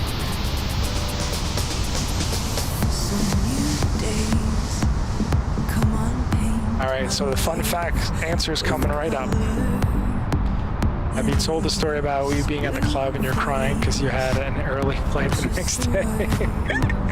That's a damn lie, Mauricio. Why you gotta be lying, bro? First of all international flights actually technically shit. He's right. I was in Colombia, not Rio. You're talking about Colombia. That's what you're talking about. Yeah, that's what he's talking about. Let me turn down the music a little bit. It seems a little too loud. So, yeah, my flight out of Pereira, the airport that we're headed to today, the flights, I think they only have like 2 flights out. I think one's at 9 or 10 o'clock in the morning, and the next one's in the afternoon. So the afternoon flight was pretty full. So when you fly for an airline company, you fly standby, so you don't automatically get a seat. So you have to be at the airport either early to kind of figure out if you're going to make that flight or not. And the one good thing I love about Colombia, though, is when we fly in, when we travel on our benefits, flying in cost was $0. I didn't pay anything; it was free. And then on the way out, I think it was like $50 or $60, and they reimburse you for flying into Colombia and going in there and stimulating their economy. So they actually give you the money back that you pay. So you pay $50, $60, they give it back to you. But unfortunately, they give it back to you in Colombian pesos. But that's all right, because now I have money to go back and spend. So yeah. So when I went out there, we stayed out until like 3 or 4 in the morning. Well, Mauricio stayed out till like 7 in the morning. And I'm just past it. Like I'm out of that age. I'm in my 30s. I'm just exhausted. I can't do the whole club life, and let me tell you, it was probably one of the best birthdays I ever spent out of the country. We went out. We met 2 girls, and we just shoot the shit at the table. And it was just awesome. We went out. We did some dancing. I did some salsa dancing, even though I can't dance for my life. And we just partied it up. Then we went to this nightclub, Budeco, yeah, that's the name of the bars that they have in Rio. And then we went to this club, and then all of a sudden, for some reason, they started closing the exits or the entrances, and we couldn't get out. We were trying to figure out which exit to get out through, and everybody was starting to panic. It looked like it was going to be a stampede in the club. It was crazy. So I was like, all right, how are we going to get out of here? So we had to force our way out and get out onto the street, and then I just wanted to go home. Mauricio wanted to keep going. And then me explaining to Mauricio's mom where he was funny as hell, because my Spanish is not that strong. And it's even harder because, and I tell Mauricio this all the time, the Spanish from Colombia is a little bit harder for me to understand. Some words are similar, but even though Mauricio swears that they have one of the cleanest, purest Spanish out there, it was very difficult for me to like communicate and be like, oh, Mauricio's he's somewhere. I think he went to his friend's house, La Casa de Amigo. And I was like, oh man, I hope she understands me right. Because one time I was translating for somebody and I accidentally, I was telling them I used to work in a court office, or a court, I should say. I was an officer in the court. And I told the guy he was Spanish, or he was from Mexico. And the poor guy was, caught driving without a license a couple times. And this is how bad my Spanish was. So he turned around and was like, the judge was like, well, you can let him know he's going to be spending 30 days in jail for his third offense of driving without a license. And I told the guy that, oh, the judge is telling you that, I was going to say 30 days, but I just said the word casa. And he's like, oh, going home? Okay. So he starts walking towards the door. And then I knew what the judge said, that he was going to get locked up and be thrown in jail for 30 days. So I had to grab his arm, and I kept saying, no, casa. And he's like, casa? That's mi casa. And I'm like, no, bro, casa.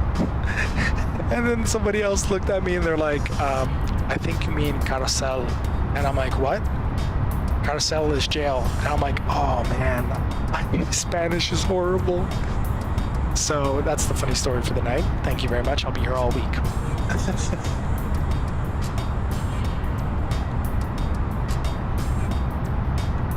Oh man. So yeah. So let's see. Where was I? Let me read some of these comments.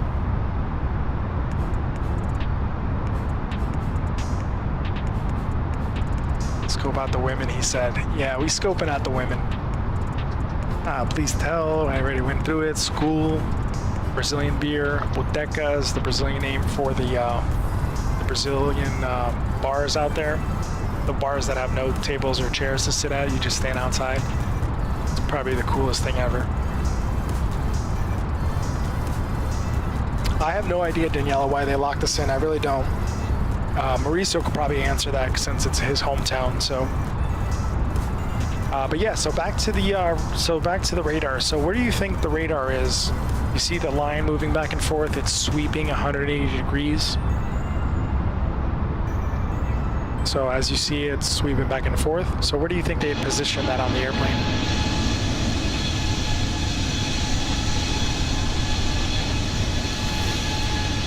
Now, if you said the nose of the aircraft, you would be 100% correct. So, fun fact, the nose of the aircraft is made out of fiberglass. On the outside, on most aircrafts, about, I want to say like 98% of the aircrafts are made with aluminum. It's 1/8 thick aluminum exoskeleton, 1/8 thick. How crazy is that? So obviously there's joists and reinforcements on the inside, but on the skin outside is 1/8 thick. And then the aluminum would be horrible for the radar to try to pass through this cone shape of the front of the aircraft. So this nose, normally it starts like right around here, and it goes all the way around. So this bad boy is made out of 100% pure fiberglass. So whenever you see bird strikes, normally the cone takes the hit of it because, or if it hits the cone, it looks like it jacked the plane up. That's the reason why, because it's made out of very light material. So the radar system inside, there's like a mechanism, like a platform, and then the radar just swoops back and forth at 180 degrees to scan the front, in front of the aircraft. The nose of the aircraft. So if y'all think I'm crazy or you think that I'm full of crap, I'll show you a photo.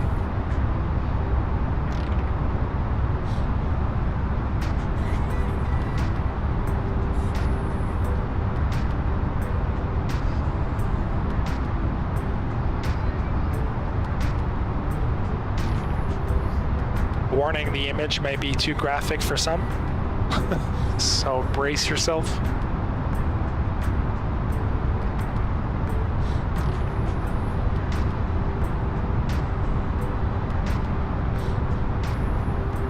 So this is the nose of an American Airlines flight headed from Miami. It looks like an eagle. Looks like an eagle. If it looks like an eagle, flies like an eagle, it's probably an eagle. Smashed right into this thing. And you can see how flimsy it is. And then I will even go one up further and show you another one, another image here. Take a look at this one. How crazy is that, huh? So yeah, and then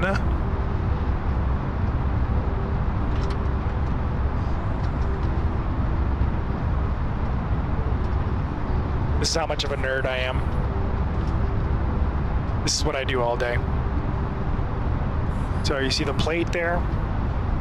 See that's inside here. So that's what our radar system looks like on inside of a plane now. Every plane is obviously different. Like the Lufthansa one here has a plate, but you'll see here. Now this one is aluminum, and then this part here should be fiberglass, but that's more like a satellite dish. So just figured I'd show you guys so you can see what it looks like.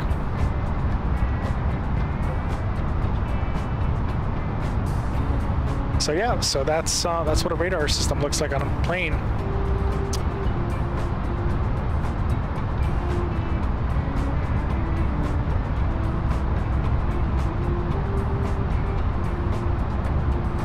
Let's see how much more time we got. We are over Cuba. Look, guys, Cuba.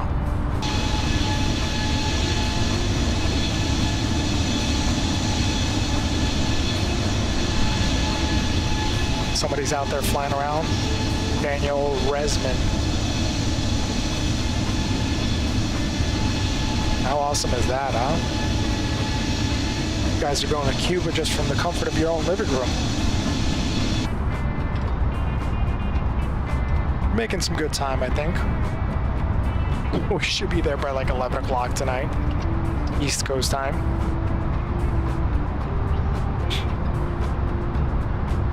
Mariner, Holly Raid, what's up? Dan Sadler, what's going on, man? Thank you so much, Mariner Holly, for the raid, man. I know you was streaming. I thought I was gonna get off first and then send everybody over there, but appreciate you, my dude, James. Thank you for tuning in. We were just talking about the radar systems. We're right over Cuba. So thank you so much for the likes, guys. Appreciate it. Appreciate the raid. And yeah, we're going through. What's going on, Mariner? What's going on, mate?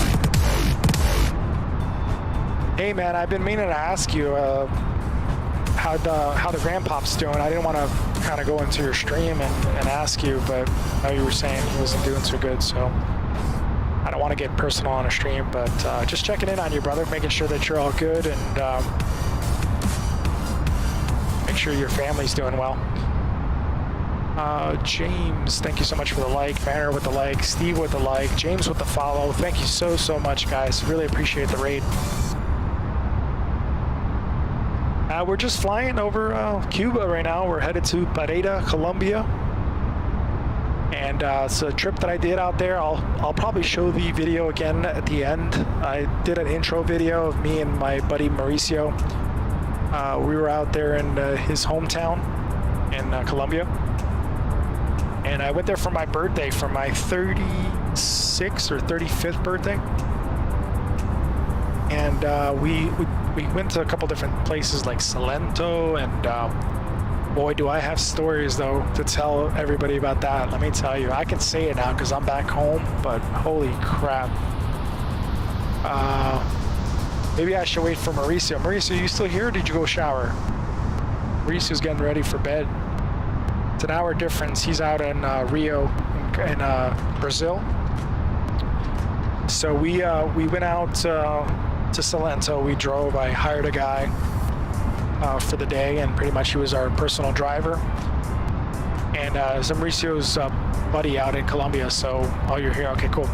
So you can verify the story, Mauricio. So we paid this guy to drive us out there, and I was the passenger in the back seat. And we were flying all right in the car, and we got stopped at a checkpoint heading into Salento. And there was a checkpoint, and Mauricio, I don't know if that was military police or regular police, but anyway, so these cops stopped us in broad daylight.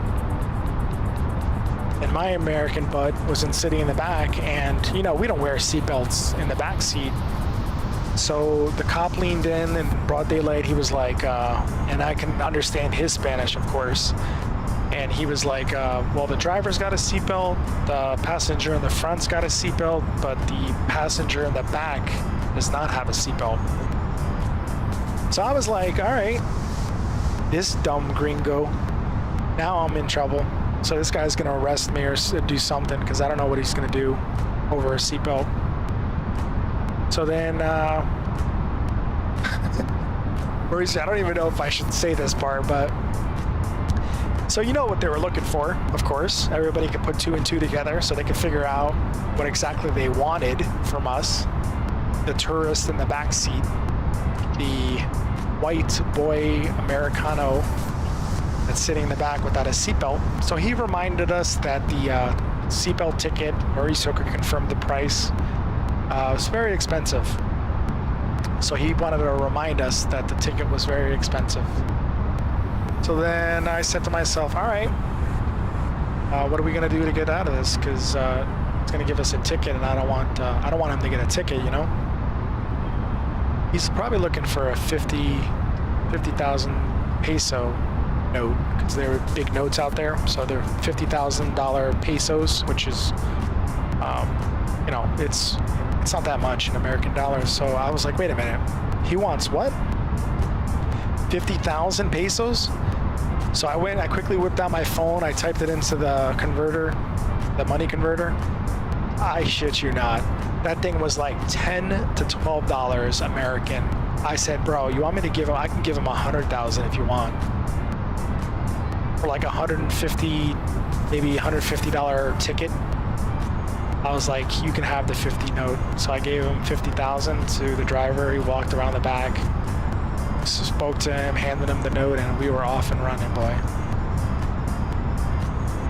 Mariner says he's comfortable, mate. He's not going to get better, but amazing person he is. He keeps defying the odds. 4 weeks ago, he said he went just a few days, but he was 87 years old. Oh man, yeah, like I told you before, that still sucks, but I mean, he's still hanging in there though, right? But as long as he's comfortable, I guess that's all that matters, and he's not in pain, I guess. So glad to hear. I'll check in with you again in a couple weeks to see how you're doing, bud. So sorry to hear that, man. I just thinking about it today when I saw you go live, and then I normally come on around 8 o'clock, and I was eventually gonna shoot you a message to see how things were doing, but sorry to hear again, man. So yeah, I only had one grandmother in my life, so I didn't know my other grandparents, so they died before I was born. So, but enough of that. So, dude, you don't have to do that, man. But thank you for the 100 stars, man. I appreciate it. I appreciate it, man. So yeah, I had some fond memories of my grandmother, and she was my rock, when I was growing up. And she was overseas. She was in Europe, and we'd visit her every year. And then as I got older, I started to realize that she wasn't going to be able to be with us forever. So every year that I would visit, it got harder and harder. And I can only go there technically every year or once a year, I should say, because of work, and I had responsibilities, so I couldn't be there with her more. But now I have a different lifestyle and a different job. We lost my Nana, his wife, 6 months ago to some rough few months for me, man. Oh, that sucks, bro.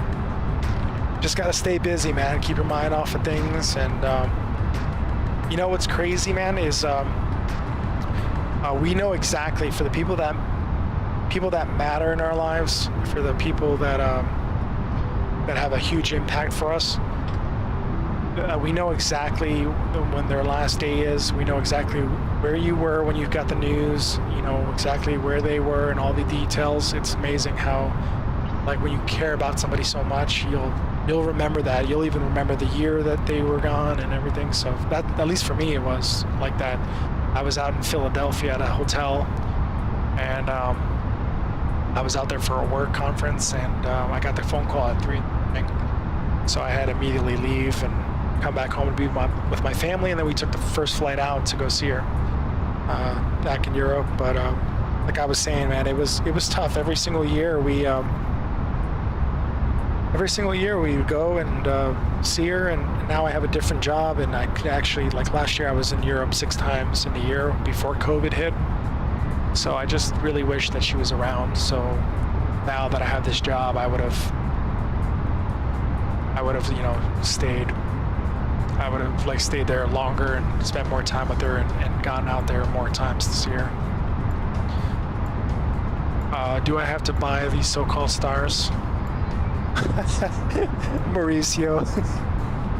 I swear to God. Let me know if you need me to Venmo you, bro.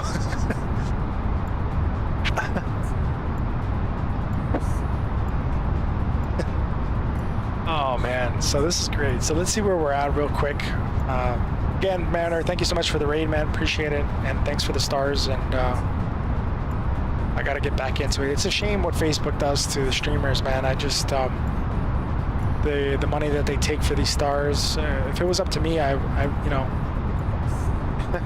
I'm not saying I would turn down stars, but like they take the nice little profit off the top. I was doing the calculations the other day, and it was just ridiculous how they cut into it like big time. But hey, it is what it is. All right, we're still 36,000. It's not 66,000. And let's see, we're gonna cut back out. I doubt there's gonna be a controller over there, but I'll just double check real quick. And then once we get closer, I'll turn up the daylight so we can look at beautiful Pereira, Colombia.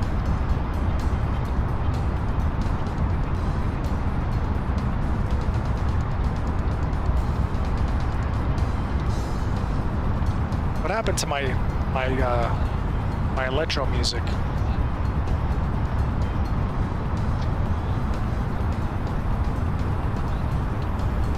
Electronic music, here we come.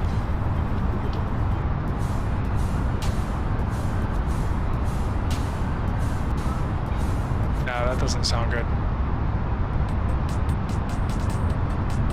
There we go. It's better.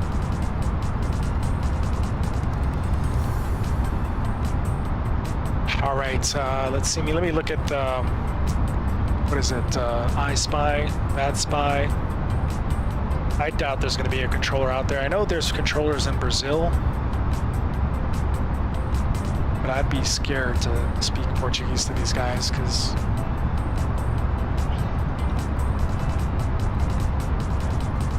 all right, what do we say it was? S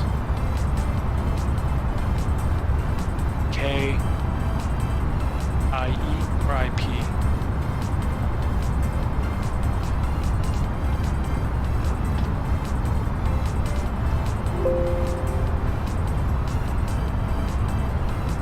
I think that's it. Yeah, there's no controllers out there. That's a shame, but whatever. We'll just talk to ourselves, no big deal.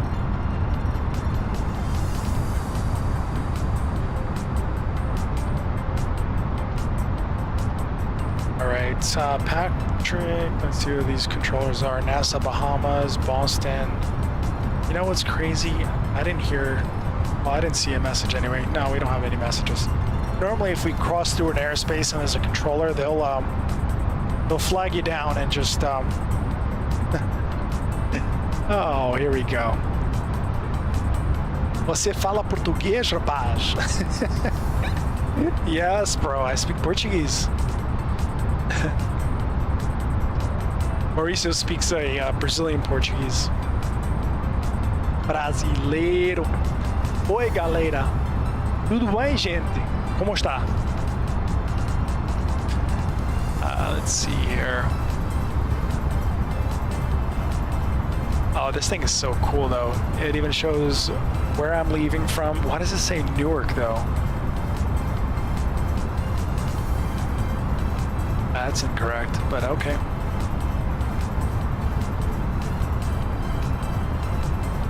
Santiago, let's see, what is that, Chile? Yeah, that's Chile. There's a controller out, or actually, no, I'm sorry, that's a flight lead. Yeah, the only the controller in Miami is on, so we don't have to worry about it. No big deal.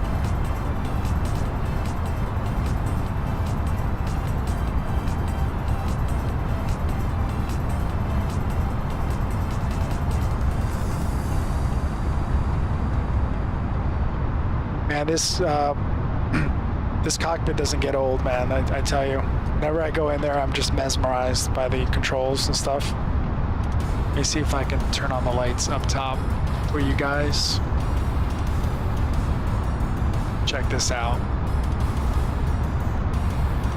Like, they did a really good job at this.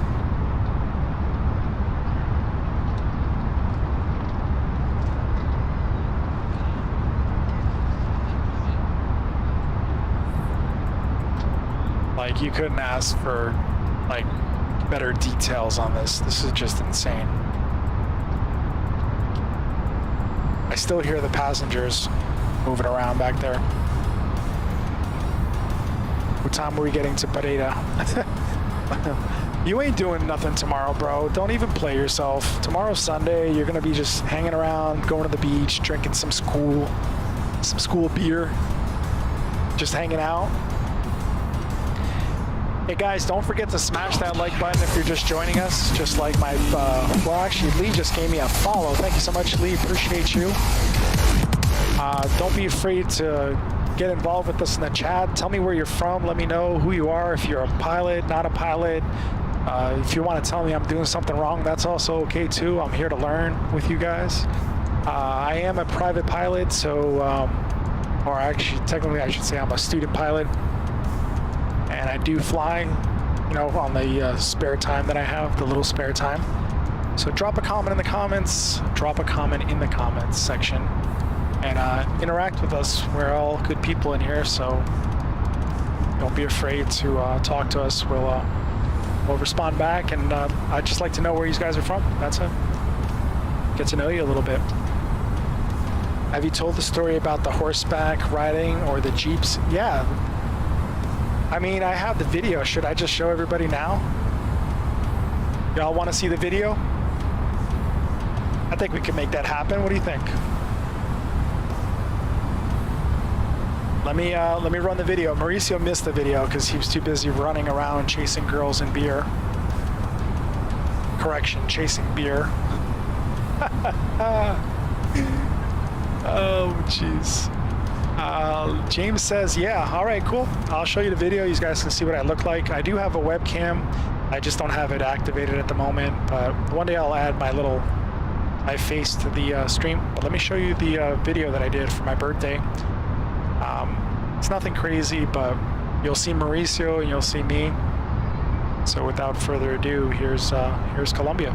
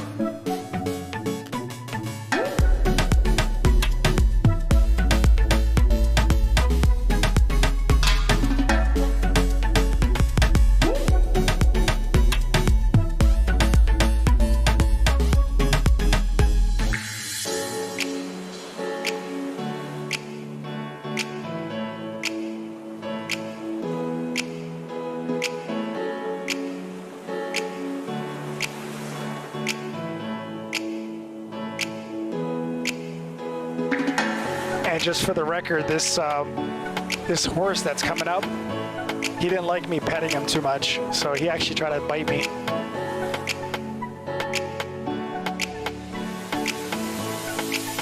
He said, "Leave me alone, bro. I'm trying to eat." This is Salento. It's actually part of Salento. I think this is a different region, but absolutely gorgeous.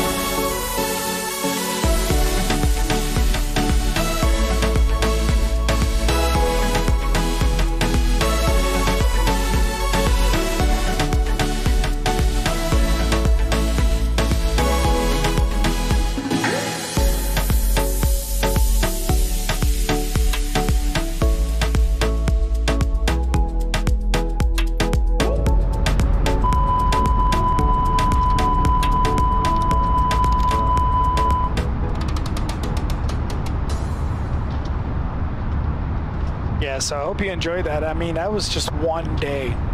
The video I had is just of one specific day. I was out there for a couple days, and let me tell you, you know, I'm very fortunate, very lucky to do what I do, and I'm very fortunate to fly anywhere I want in the world at the drop of a hat.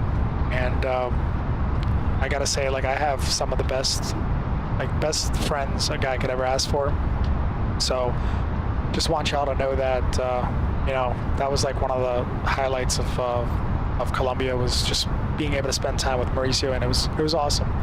Get a chance to see where he's from, and yeah, I just gotta say, it was an awesome trip, and that was, I have plenty of videos that I could whip up after that one, and maybe I'll share some with you guys at a later time. But we actually went horseback riding as well.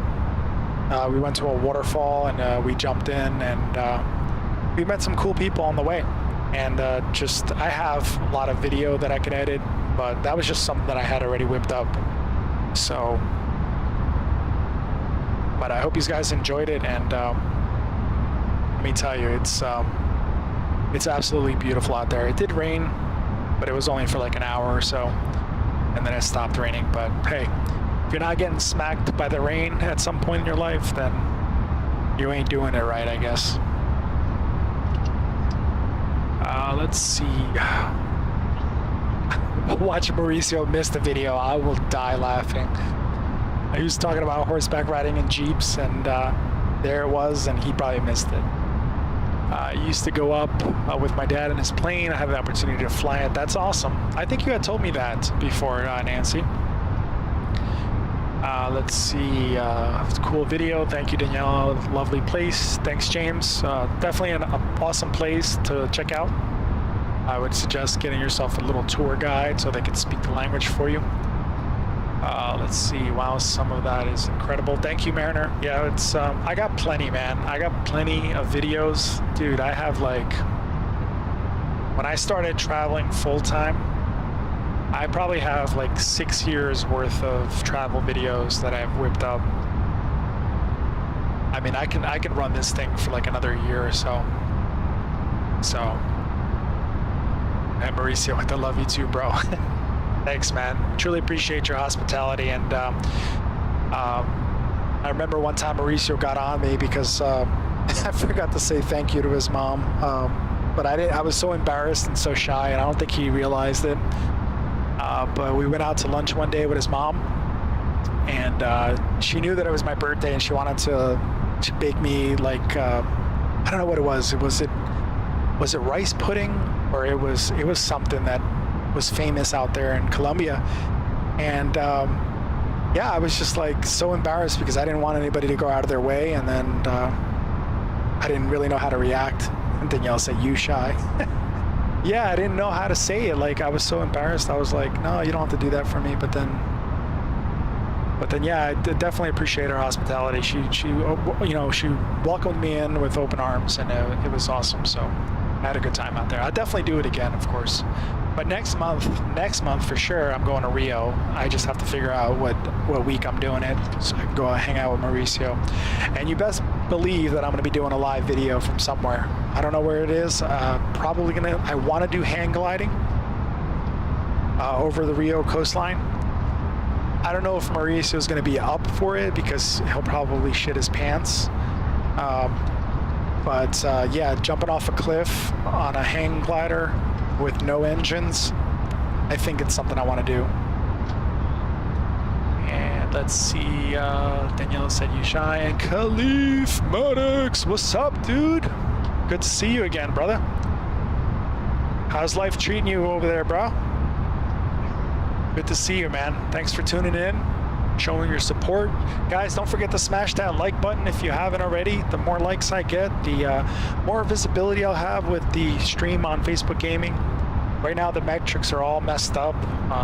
Very little visibility on Facebook Gaming. So when you start liking, drop a comment in the section, talk to me, you know, tell me I'm dumb, tell me this is corny, do something. I don't care what you do, but just drop a comment. And for the record, I don't think it's corny, but good man. Love your channel, brother. Thank you so much, Khalif. It's good to see you in here. I know you jumped in at one point when I had just the iPad, and but thanks for stopping by, brother. I appreciate the support. It doesn't have to be every single day, but I do have people that come in every day to just hang out and shoot the shit with us, and so I appreciate you stopping by, brother. Nancy, thank you so much for the 50 stars. You're an angel. Thank you so much. Appreciate it. I think you're overpassing Eric right now. Let me double check real quick. Where are you, Eric? Eric's quiet again. Eric likes just to watch. He doesn't comment too much.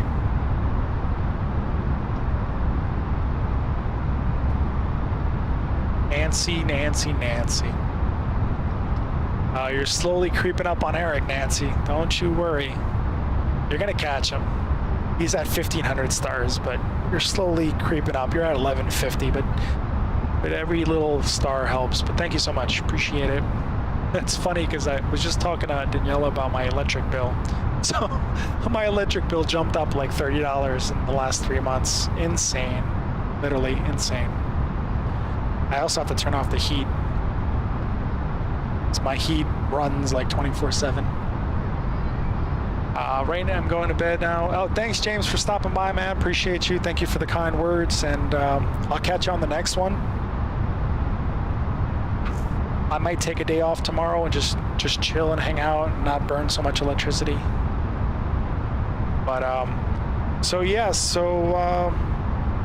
I guess I could do something a little interesting here. Let me show you what I'm working with. I think these guys will be like amazed. I'm really proud of this setup, by the way. Just want to let everybody know. Let me just switch a couple things real quick. And what I mean, a couple things. Just want to adjust my... What just happened? I heard something. Something just happened. I heard a ding somewhere. Danielle said Netflix and chill. There's the ding. I knew something was happening. Nancy, you're ridiculous. Thank you again. So let me show you something, since I got so many viewers on tonight. I want you guys to see the setup that I have. And it took me about, let's say about a month to get all this put together. I had a custom panel made for my instruments. Nancy said ping. Yep. Nancy trying to catch Eric. Hell yeah, she is. You know what happened, Khalif? She jumped in and she sent me a Whopper. And when I say Whopper, I think it was like 500 stars or something like that. And then Eric was a sleeper. So Eric watches, but he doesn't necessarily have to comment all the time. So he just watches. I flew out a couple times to Australia to see where Eric lives and everything. I flew over his house. I actually landed the plane and then taxied to his house. He took a couple of screenshots from the game. And then Eric just sneaks in there and just drops another 500. I went out there twice, yeah.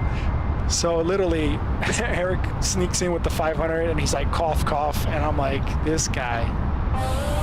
And then here comes Nancy. The star train is coming through. Woo woo! Oh, Nancy, I gotta get like a custom emoji just for you. I have to make something. Once I get up to that level, I'll be able to have stickers in the chat. Thank you so much for the 50, Nancy. Appreciate you. Let's see. Let me turn this on real quick.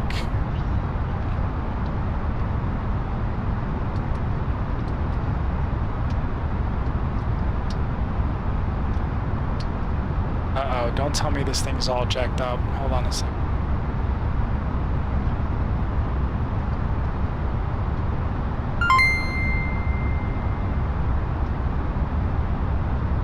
Give me 1 sec, guys. Let me see if I can get my camera to turn on.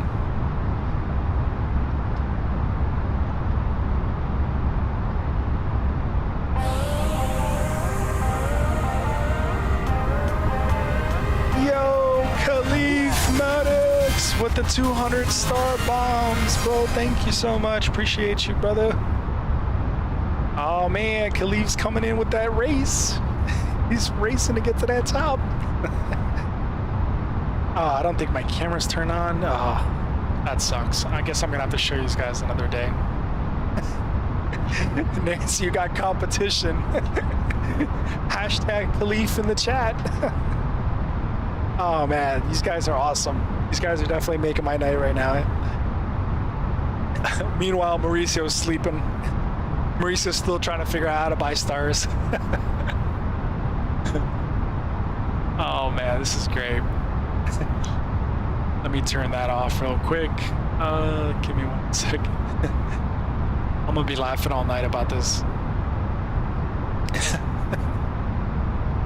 Let him sleep. No, tomorrow he's off. He's not doing anything. He could be in the chat. All right. He don't got nothing going on. He needs to just bring his ass back to the chat. He's Googling how to buy stars right now.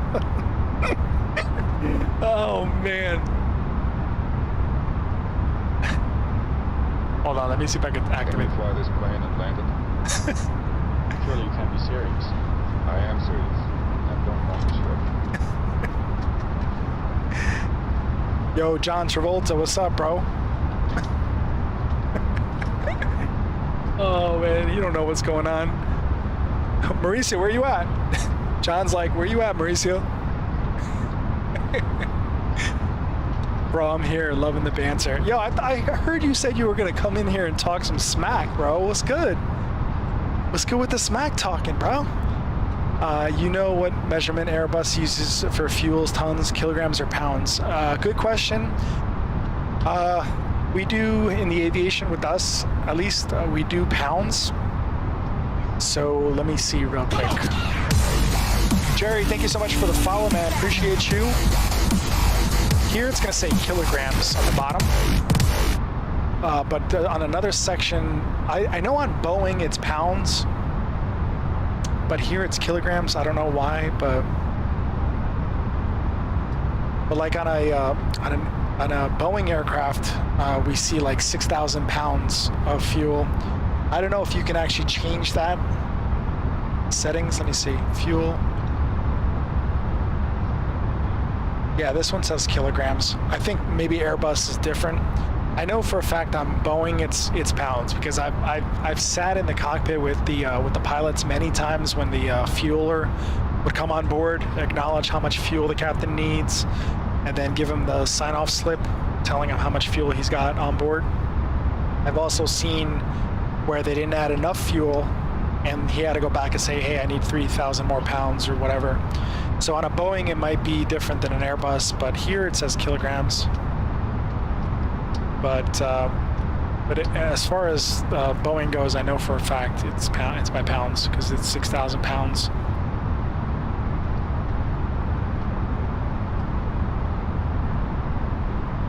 See where we're at over here. This thing is not right. There it is. Let me zoom out.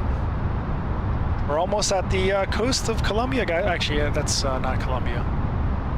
Let's see what that is. Oh shit, it is Colombia. Threw me off for a second. We're almost at the coast, guys. You know what I think? Where are you at? Sleepy Drones. You know what I think? Because Airbus is I want to say it's a French company, and it's to European standards. Even though there's a lot of things like Celsius, we don't really use Celsius, but in the airline industry we use Celsius. So I think because it has to do, maybe because it's a French company, Airbus is from France, that they use the kilograms system versus Boeing, which is an American company, and they use pounds. That could be an indication. You see, brother, I'm here, loving the banter, bro. I'm still here. I know you're still here, bro.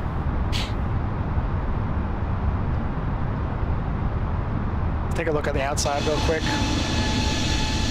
I don't know where these lights are coming from, though. Oh, it's from the inside, maybe.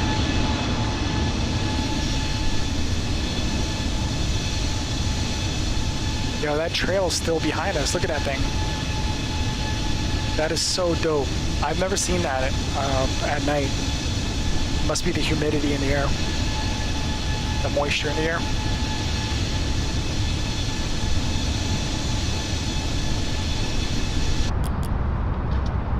We're getting there slowly.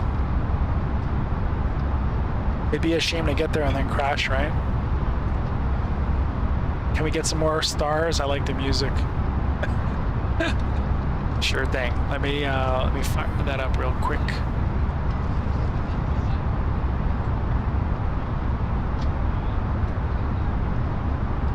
Here's my sound collection. Kind of want to hear some Spanish music. I mean, we are on our way to Colombia, right? Ryan, thank you so much for the like, man. Appreciate you. Thank you. Got a couple stragglers sneaking in onto the stream. Thank you so much for tuning in. If you haven't checked in with us before, we're on our way to Pereira, Colombia. I see the viewers are climbing a little bit. Appreciate you spending your night with us here on the East Coast of the United States. We out here in New Jersey. And thank you so much for tuning in. Be sure to smash that like button just like Ryan just did.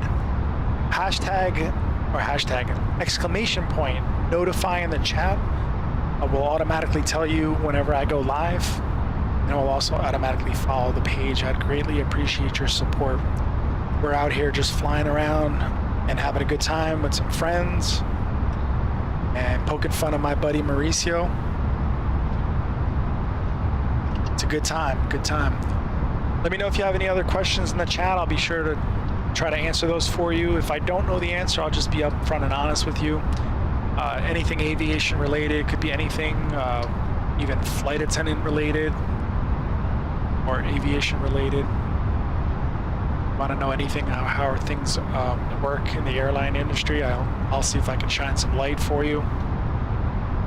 Gotta love that sunset on the left, but prefer rise. Okay, we're gonna change that because I had promised we're gonna increase the light a little bit. As a matter of fact, let's do that now.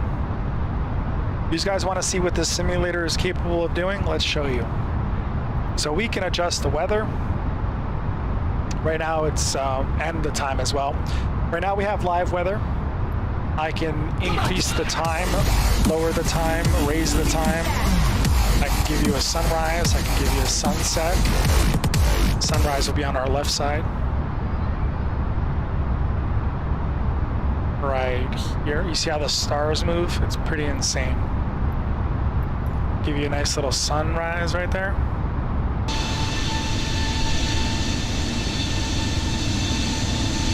I could also mess with the clouds. I can give you more clouds.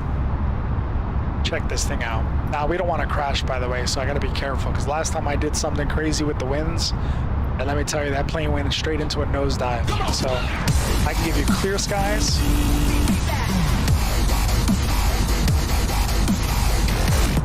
Ryan, thank you so much for the follow. Appreciate you. George, that was my uncle, my late uncle's name. So that's a very, personal name to me. So thank you so much for the follow. I just, sorry, I just got a little choked up for a second because, we lost him to cancer. So seeing that name is just brings back memories of my uncle. So thank you so much for following. And Ryan, thank you so much for the like and the follow as well, man. Appreciate you. Danielle says, welcome if you have, please. You'd like to visit next live, drop your suggestion in the comments. Make sure you follow along and so you don't miss it. Thank you, Daniela. Well, I would love to fly on the Microsoft to PBI to Job K as he would work out the Berry Islands and the caravan. Keep up streaming and happy landing. Thanks, Ryan. Appreciate you, man. What's your longest flights? Right now, I believe this is going to be my longest flight. I am trying to partner with another streamer. We're going to try to do a dual cockpit flight from maybe the UK over the Atlantic into New York maybe one day.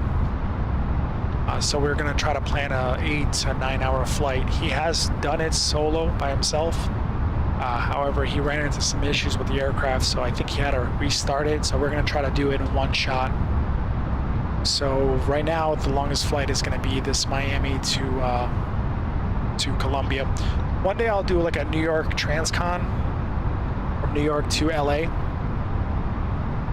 Cheers, brother. A duel would be awesome. Yeah, there's a way to do it. My buddy Mariner, he's also another streamer.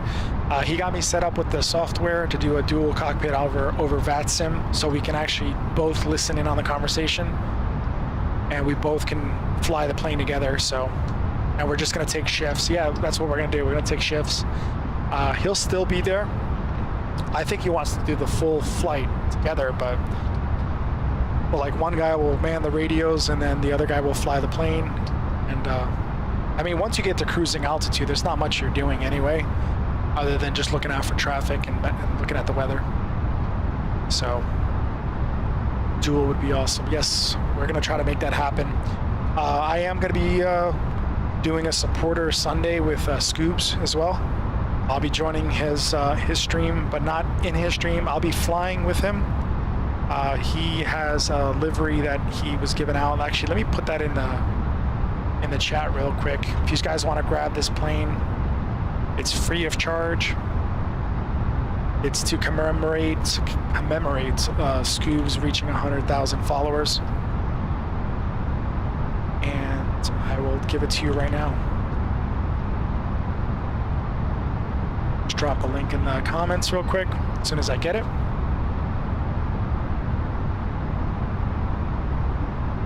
But I'll be on his, I don't want to say stream, I'll just be on his, in his flight, in his simulator.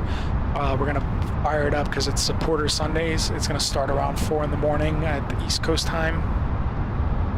And yeah, so we give you the livery. It is open to the public, so I probably won't get in trouble for sharing this because anybody can get it. I highly doubt that he's going to say anything about it.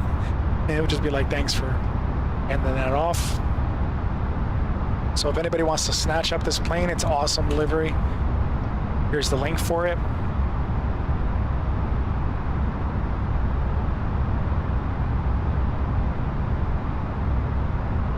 And yeah, so it's a free plane. It's going to work with your fly-by-wire 320 mod and just a custom skin on the outside. And yeah. I had that already installed, so tomorrow, or actually it's 10 o'clock tonight, I'll be waking up like around 3 o'clock in the morning for Sunday for me. And I'm going to hop on his stream, or his Microsoft Flight game, and we're going to just fly around. And it's going to be crazy because there's going to be a ton of us with the same plane. So it should be interesting. But yeah, let me get back to this weather real quick. So clear skies here, sunrise. We can make it a few clouds. You do scattered clouds. We can raise the scattered clouds if you wanted to really get technical. You just got to be careful. You see the radar popping up. Right now we're at 36,000. Let's raise it up to 37. Watch what happens.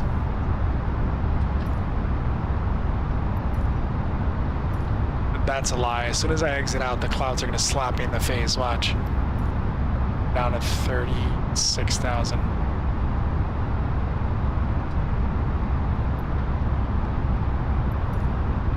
I guess it doesn't slap me in the face, but let me go back and adjust this one here. Now watch. I'm gonna raise this up. Check it out. How insane is that? Like, look at this. This is crazy right now. So you could do storms, broken clouds, overcast, rain, snow. You could do anything. I don't want icing on the plane, so I'm not going to do snow. I mean, I could do snow for a quick second. This is snow. That's a beautiful shot right there. You can also do rain. And then we can raise the rain up.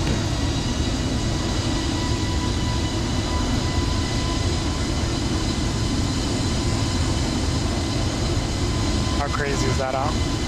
And look at the radar now. It's all green. So you could do a lot of cool things. The overcast should be fun because I think, let me see if there's another one. Storms, that's the one I wanted. Watch this one. Look at the lightning, you ready? You want to see lightning bolts? Let me raise it up to where we are.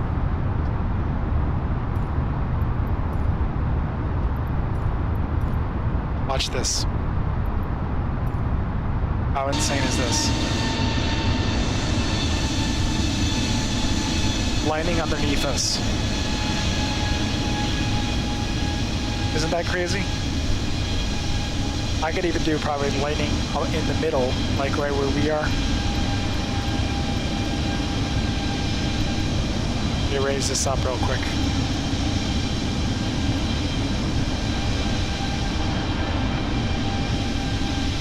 And when you're below the clouds, like if you're coming in for a landing, you'll actually see the lightning bolts. So it's not just flashes, you'll see the bolts. It's crazy. I was in Manila the other day, and that's what we had, like lightning coming down onto the airport. I kind of like the storm though. I don't want to leave it now until we get closer, right?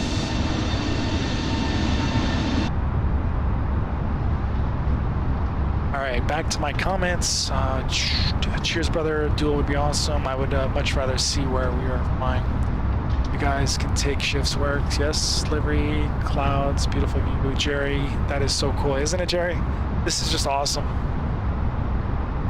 Like, you could do anything in these simulators. Like, I kind of want them to like go a step further and even try to get you like military grade planes where you could do refueling in the air. Like right now, lightning behind us.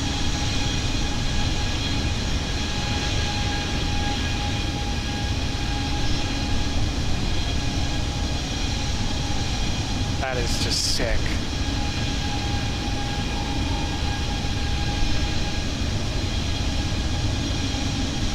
The lightning does mess with the frame, so if you have a bad graphics card, you won't get high quality lighting. You see the contrails though? How crazy is that? Look at that thing. It's just so sick.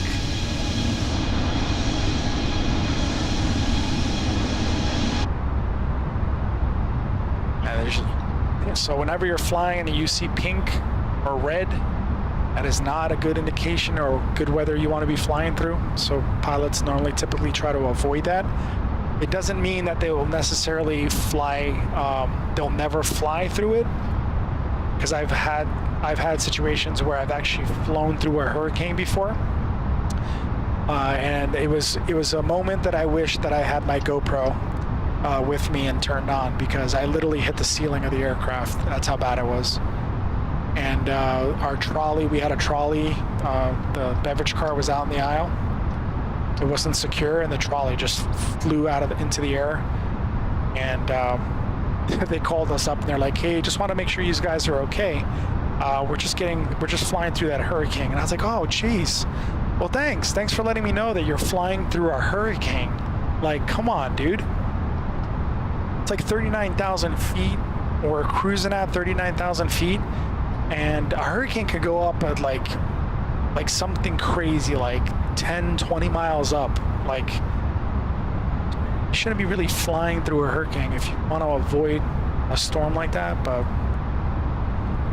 the lightning imagery is incredible. Yeah, they did an awesome job with this. I mean, there's still some bugs I got to work out, but I still think they did an awesome job.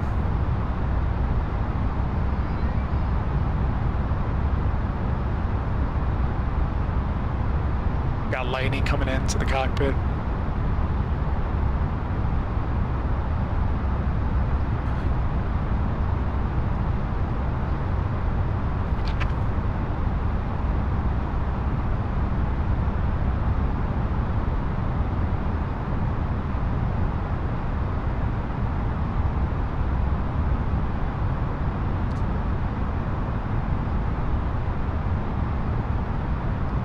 Just thought I'd give my vocals here a break. Get a little drink of water going, because I do feel like I am talking too much, but this is what people want. If you're not talking enough, you're not getting the viewers. I don't know. Maybe I gotta talk some more. Give the people what they want. What you guys want to see next? I actually downloaded some really great scenery for Paris, so I think the next time I'm gonna come on, if not tomorrow, first thing on Monday, I'm gonna fly into Paris. I want to check out the Eiffel Tower. I downloaded like the whole cityscape. It was like literally 1 gigabyte of data, so that thing's got to be insane.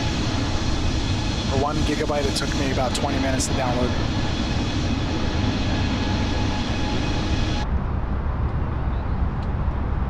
All right, let's turn off our radar for a second, so we know where the weather's at. It's literally right beneath us. So just want to check out the points where we are, see how our route's doing. As a matter of fact, let me see if I could, let me see where we are. I want to see if I can take a shortcut since there's no ATC out here, and we're at Gelmo. Let me just take a look at our flight plan here.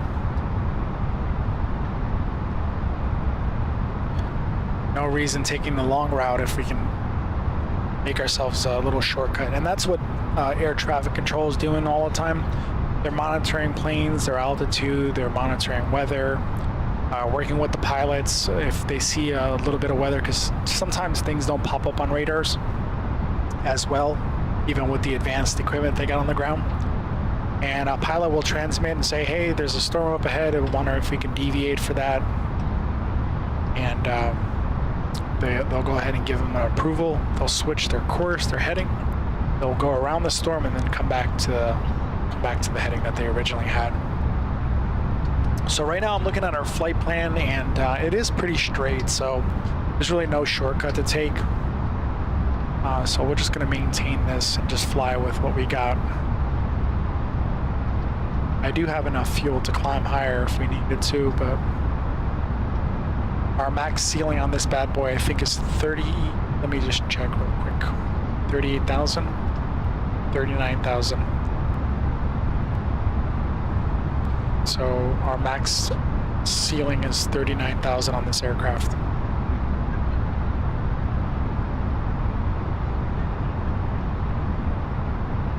You can get Wesley Snipes to fly the plane. Yeah, I'm actually looking for some new videos, Mauricio. If you have anything or you have an idea, let me know, man. I kind of want to do, but I don't want to copy off of other streamers, so because that's not cool. That was what they did. So I want to do some funny skits, or somebody saying something funny, like Samuel L. Jackson saying, "Say what again? I dare you. Say what one more time," or something funny. so we can play our videos in here. We could do anything from this thing. Do a little Travolta swinging. Do the Liam Neeson. Can you fly this plane and land it? Surely you can't be serious. I am serious. Now don't call me short. For you guys that are new here, I do have an autopilot. I wanted to introduce you to him real quick. This is my autopilot. If you've never seen my autopilot before, that's Otto. Oh man. Danielle loves Otto, let me tell you. Mauricio, one of these days I'm gonna blow you up into a blow-up doll and I'm gonna put you in the seat. As a matter of fact, I think I could put your picture in here and make you look like you're flying the plane. That would be cool. Mauricio, you rad. Where'd you go?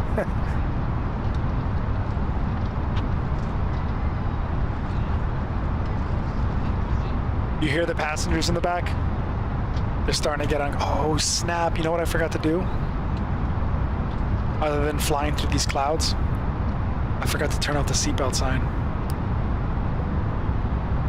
They're probably like pissing in their pants right now. Got a cloud up ahead.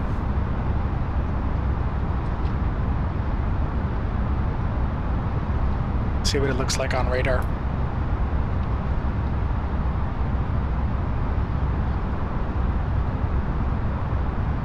There's the turbulence from it.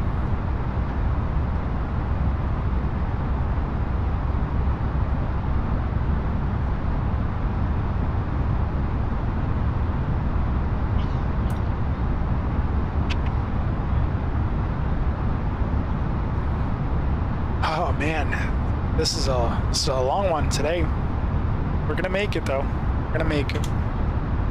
Alan's gonna tune in right at the right time when we were about to land this plane. Mauricio Nunez. Oh, Mauricio, I forgot to tell you, man.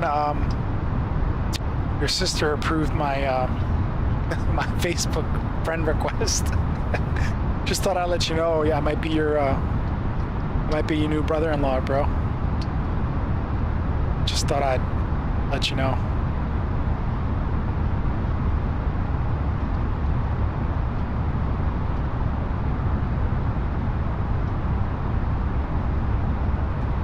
You know I'm doing some sneaky stuff behind the scenes, right? Plane's on autopilot. I'm just way too sneaky.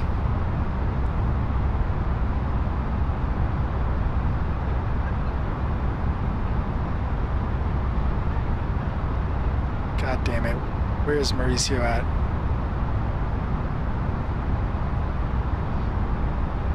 Can you do Wesley Snipes? I'm gonna do something even better. Like I have no time right now, but let me see if I can whip something up real quick. These guys just keep entertaining me with the chats. Let's see here.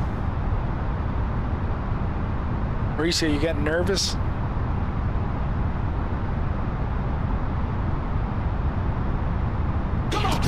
What happened to my music though? Pete, thank you so much for the follow, man. Appreciate you. Thank you. Got a good amount of viewers tonight. I really appreciate this. We're up to 11. Every little one, or every single one, I should say, not little. Everyone that tunes in is a big help to growing the channel. So every follow I get, I truly appreciate it. That's a few tonight, which is more than I've ever had in the last couple days, I should say. We're up to like close to 4,100 right now. So if you can just go ahead and smash that like button, I would greatly appreciate it. Or you can drop exclamation point notifying the chat, and that will automatically follow the page. You don't have to get notifications from me once you follow the page. If you don't want to be notified when I'm live every single time, you could just turn off the bell. It's no big deal. But if you follow the page, I would greatly appreciate it. It's not going to cost you anything. It's obviously totally free. I sound like an info commercial right now. And let's see if I mispronounced this. Kurupka, thank you so much for the like. Justin, thank you for the follow. Appreciate you, man. Enjoy your flight. Warm regards from Indonesia is in the house. Thank you so much, man. I truly appreciate the like. Thanks for tuning in on our flight down to Colombia, Mauricio's hometown. And truly appreciate it. I see that a lot of people from Asia are tuning in at this time because it's probably, what, 10 o'clock in the morning over there now? So thank you so much.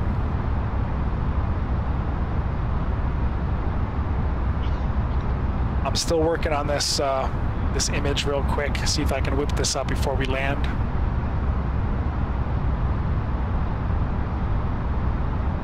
You know I'm nasty with the Photoshop, right? Just FYI, Mauricio. Got him. Oh man. Let's see what we got here. Let's see what we got. Oh man. I'm just ridiculous.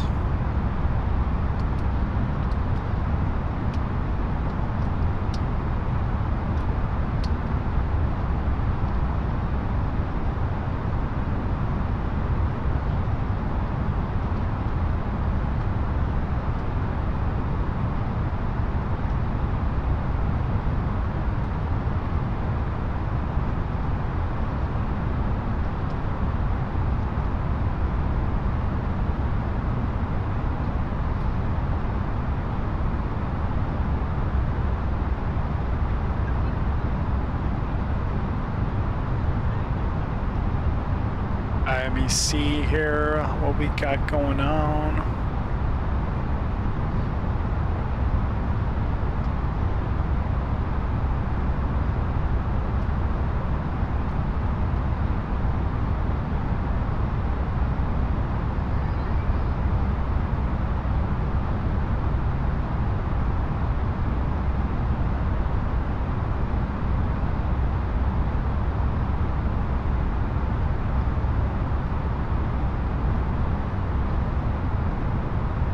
Hey, did Mauricio, did Alexander make it to Miami? Did you check in with him?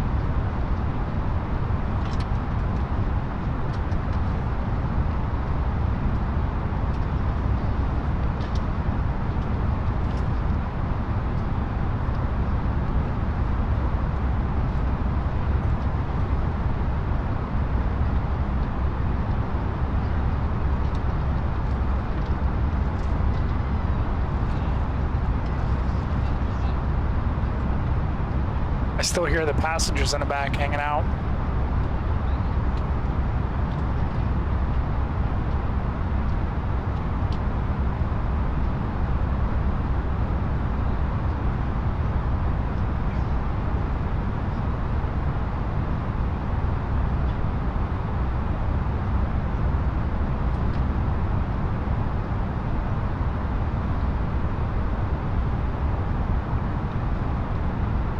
Why is it that every time I see a picture of Tim, he's always got a different girl with him? What is up with that?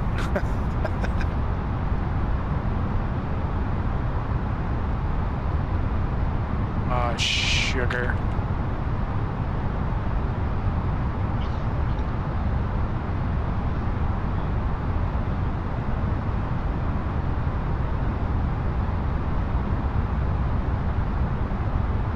They always say Photoshopping ain't easy, bro.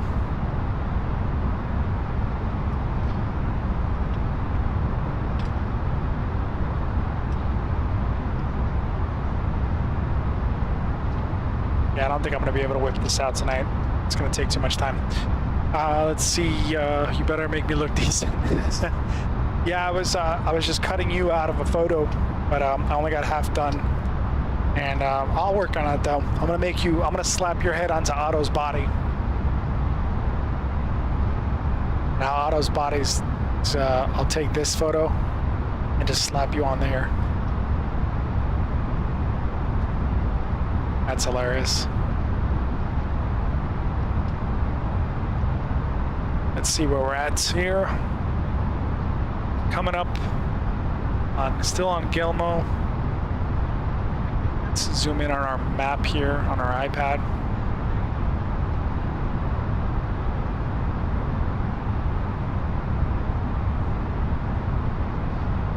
I mean, we're cruising at, we got like a crosswind at 30 knots. That's what this says here. 270 is the direction of the wind. It's coming from the right side. And 30 knots, so our true airspeed is 448 and our ground speed is 453. That's what this means. Gilmo is the next point at 174 degrees, and then it's 69 miles away, and we should be getting there by that time. It's going to take until 11:32. This is our altitude is cruise. Our Mach speed's engaged. We're at 0.781. Mach 1 is the sound, breaking the sound barrier. So these planes can't break the sound barrier. That's can't, as cannot. You'll overspeed the plane and probably collapse or break up into a million pieces and fall to the ground if you try that with this plane.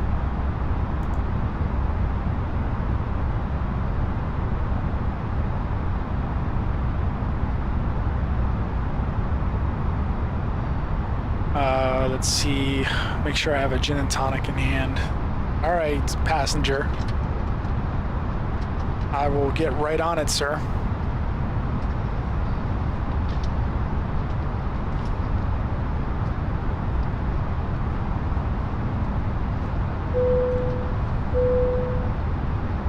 And flight attendant, can you please bring up Mauricio a gin and tonic?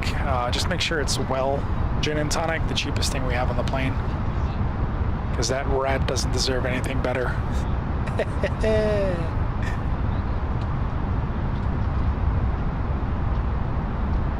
think I hear some passengers in the back fighting right now.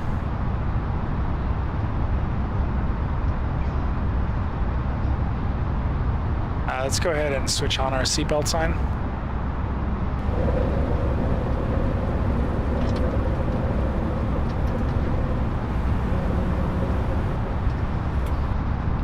That's our wind.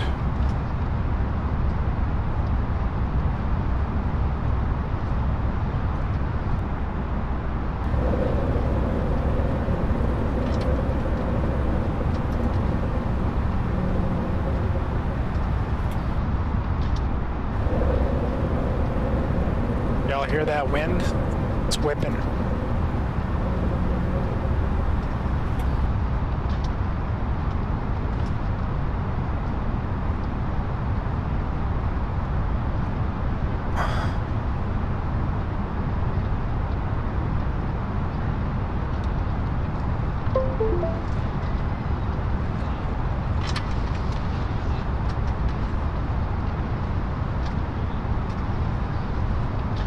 All right, let's get back to this, breaking through these clouds. You know, there's a way to print out something here on this computer that they have. Let me see if I can get it. There's a little printing option. Let me see if I can find it. No, that's not it.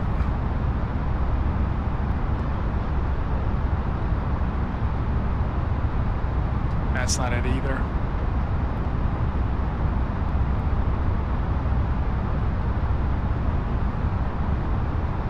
But that's not it.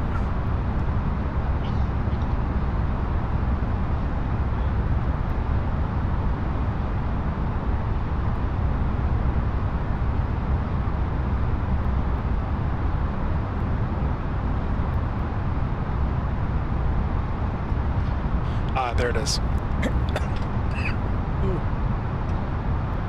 almost died over here for a second. All right, 8 cars function. Why are you not letting me print?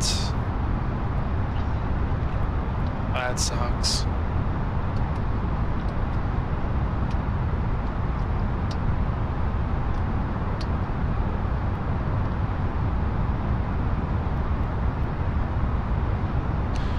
All right, I gave up on that.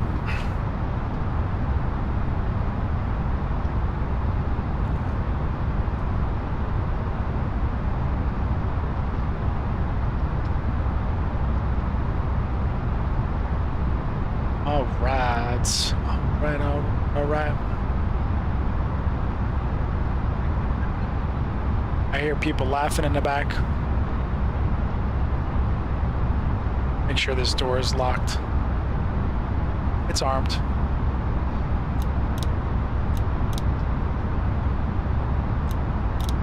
Want to unlock it.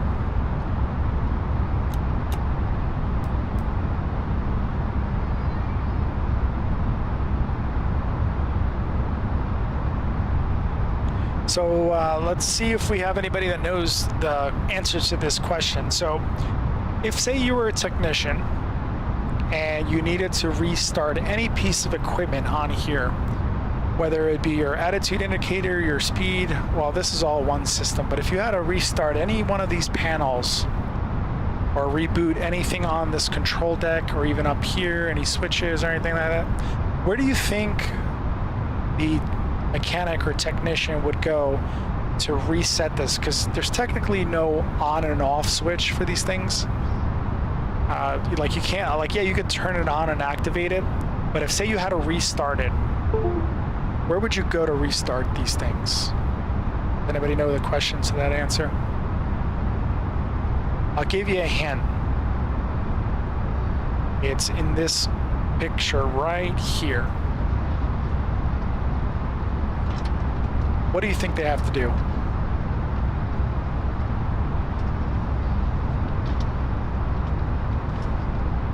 Let me turn up the lights so you can see better.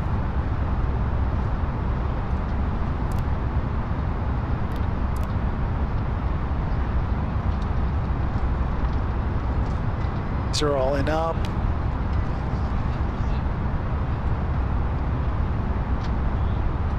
Wonder what the toilet button does.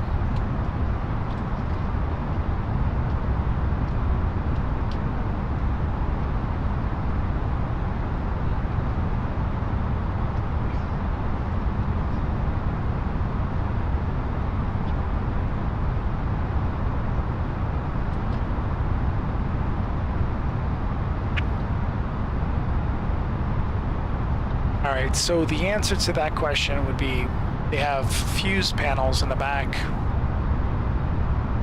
and every single, obviously, fuse that's linked up here will either be pulled and then pushed back in, and that will reset your system, just like an on and off switch. You could do this in flight. I mean, I wouldn't advise do it in flight. They have a plug here to plug your device in, like an iPad or something like that. So yeah, so you can actually pull one of these breakers, circuit breakers, and then push them back in. And then there's some that are locked or in op if they have to take a piece of equipment offline. So if you've ever been on an airliner and there's a delay, and they say, well, we have the mechanic taking a look at it. He just needs to fill out some paperwork, and we'll be on our way. That is what they're doing. They're either, or if they're taking something like out of operation, they'll come in, they'll diagnose it, they'll troubleshoot it if they can't fix it, and it's something that's the plane can still fly without, which is scary. They can take some systems offline, and they can pull the circuit breaker, put a little tab in there, there's a little clip that hooks onto this thing where you can't push it back in, and they'll just mark it, and then they'll put a little sticker below it, and they'll mark it in op, and then they'll fill out the logbook, because if something happens to the aircraft, they need to know that they marked it, they diagnosed it, they troubleshooted it, and they couldn't figure it out, or they couldn't fix it and they didn't want to delay the flight any longer, so they went ahead and they placarded.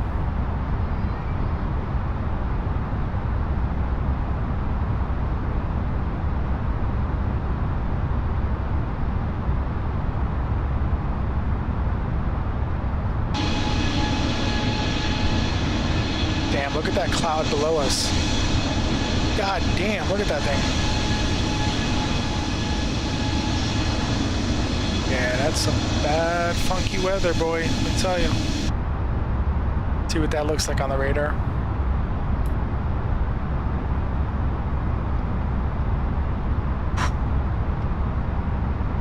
So if you ever see a radar screen like this, red is bad, pink is you better grab your ankles because it's going to get rough. So if you're flying directly through it, unfortunately it's below us, so we're out of it. You can fly directly over it, top of it. Weather normally, like storms and stuff, they're typically around 20,000 feet.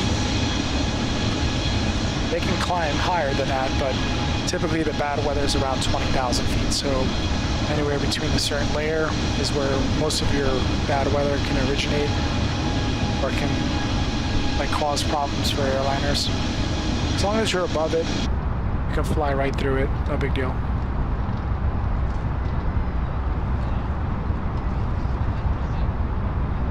Nancy said, thunderstorm, go for it. Yeah. We can make the thunderstorm come to us, Nancy. That's how crazy this game is. As a matter of fact, you know what? Before I start my descent, let me go ahead and make that thunderstorm come to me. This is gonna get nasty. If the plane goes offline, you'll know why. We'll just blame it on Nancy.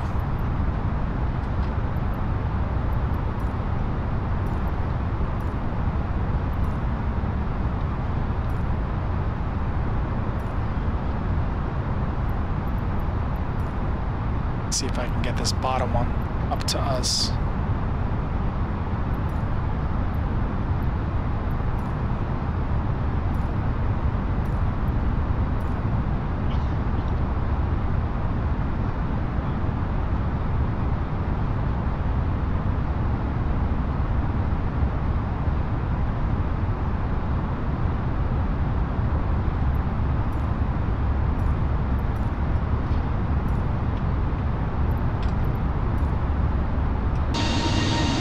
Flying through the mess.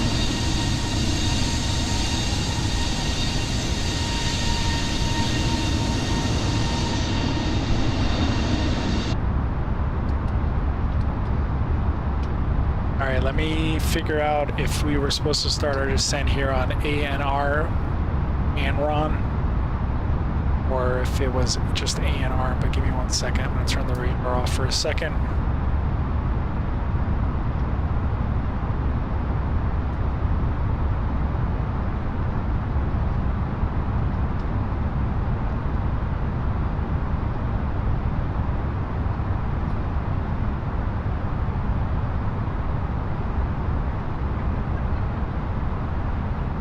Back to our flight plan real quick.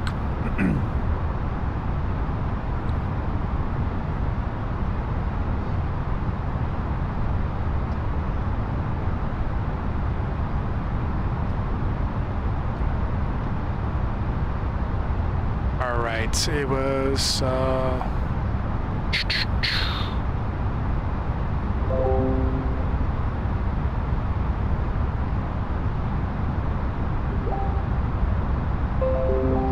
see here for a second.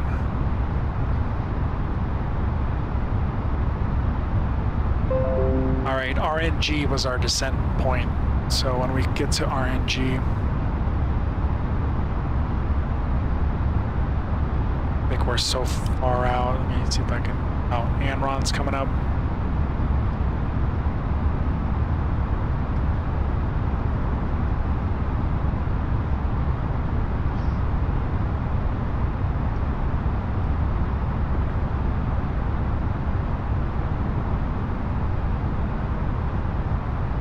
I wish I could go faster for you guys, but unfortunately, this is the fastest we can go without starting to get any alerts in the flight deck.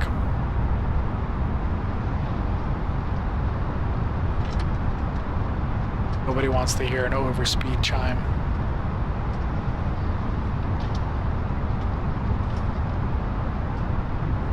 But we are right off the coast of Colombia.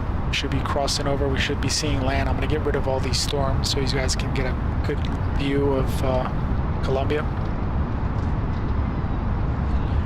We're actually coming up now, so let me go ahead and turn off the clouds and the storms. Give us some clear skies.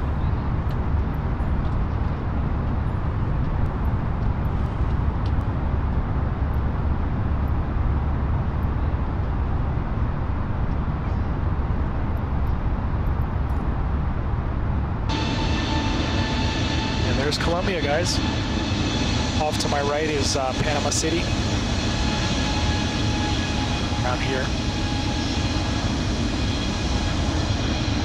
This looks pretty flat, but we're also at 36,000 feet, so it might look a little different. Let me see if we see. That's the sun's reflection. There's a guy off to my right there, Mint Bull 2661189. I think he was born in 1989. That's typically what people do. They associate their birthdays like flight number 17 is actually the day that I was born.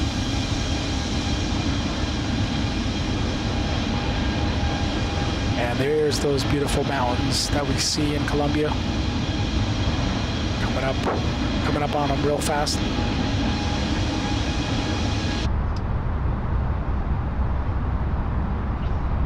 So yeah, so Panama City's like around here.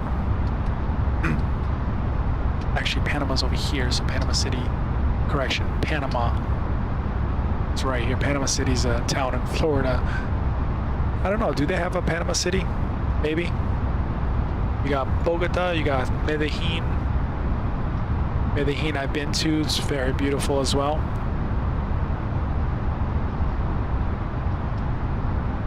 It's got some mountains here.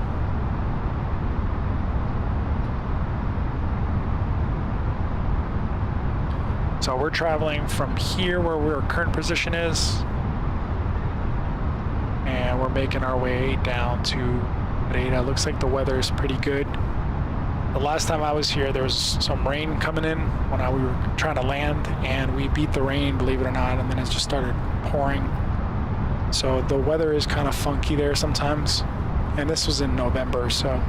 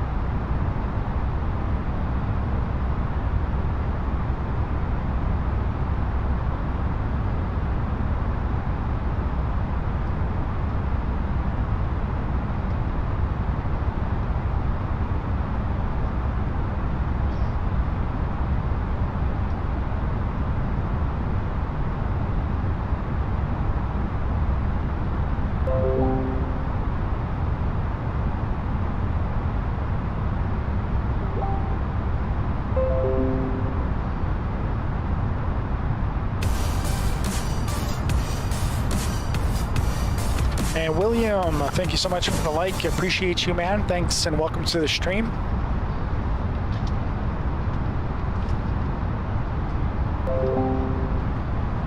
And we're always learning, Nancy, so we're learning it together. So whatever I know, and I'll pass on, and then whatever I don't know, I'm sure somebody will call me out and tell me something. No. So we're learning it.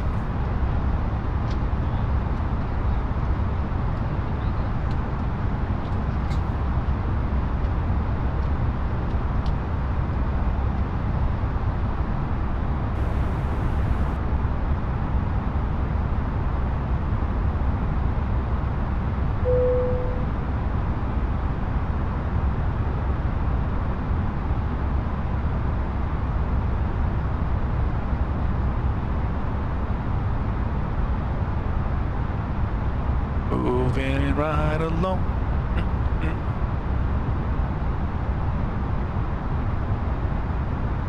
And just give me 1 second, guys. I'll be right back. The captain has to use the little boys' room. Give me 1 second. I'll be right back. Wait, Otto, you have it from here. Otto, your aircraft.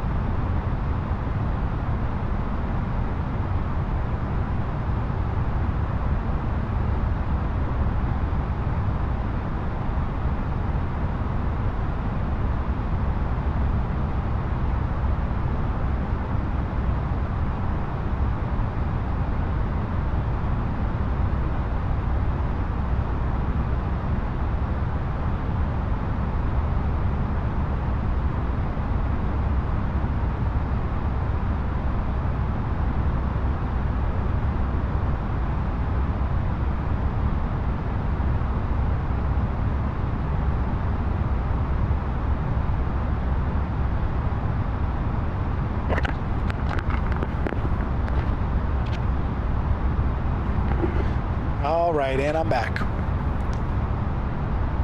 Danielle, can you make me an espresso, please? It's gonna be a long night. I'm trying to get up at 4 a.m. to fly with Scoobs.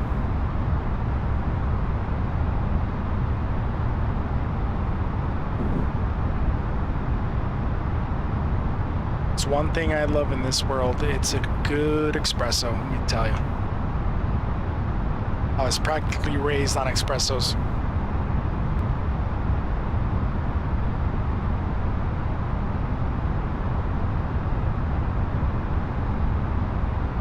Let's go ahead and make sure that our points are set correctly.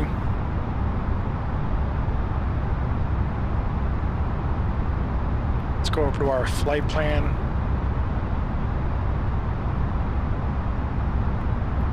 We're currently on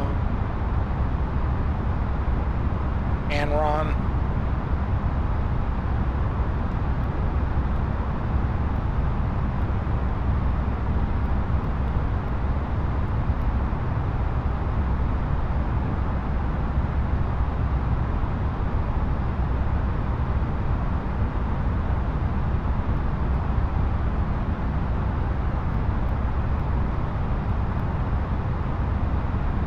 Here's our Enron, and then is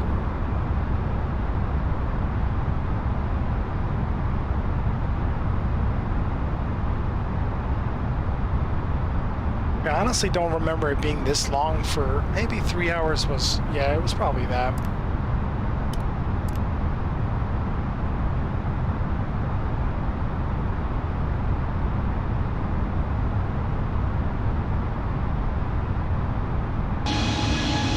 Take a view of these beautiful mountains out here.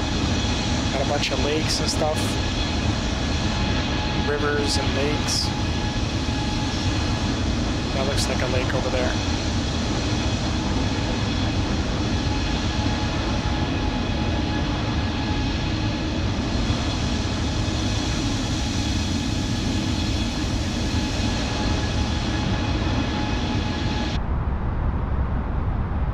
Let me start looking at the ATIS information for Pereira.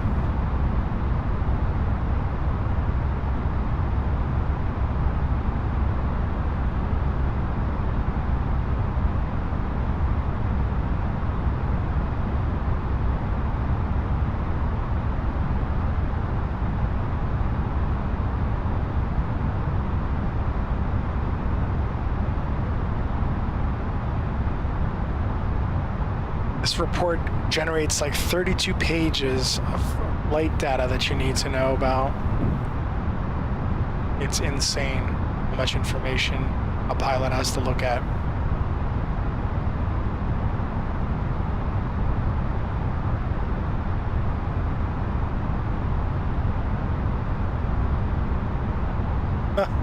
This is great. It even talks about COVID-19 vaccines against COVID. It says that all passengers presented, let's see, FPL flight plan presented by aircraft that transporting vaccine against COVID in field 18 must registered. That's great. This thing's so detailed.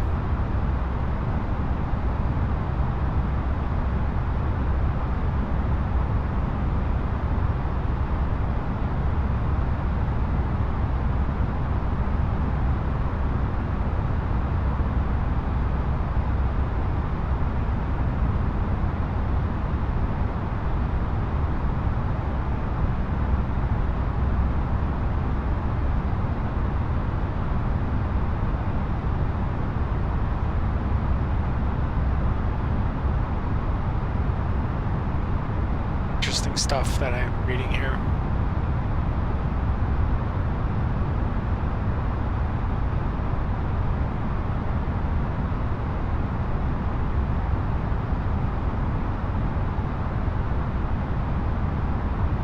It says they have paragliding as well, presence in the Pereira area at 12,000 feet.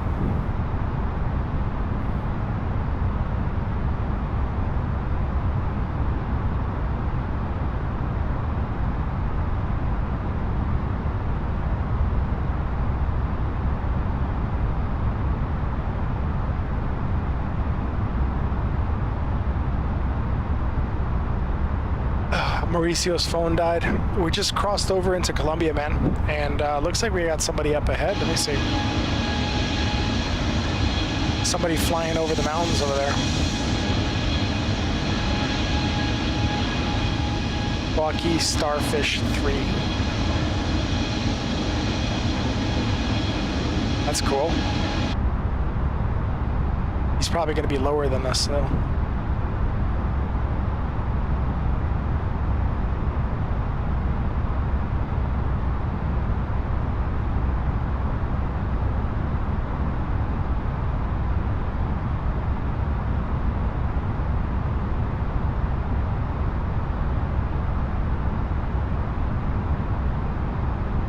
Well, let's see.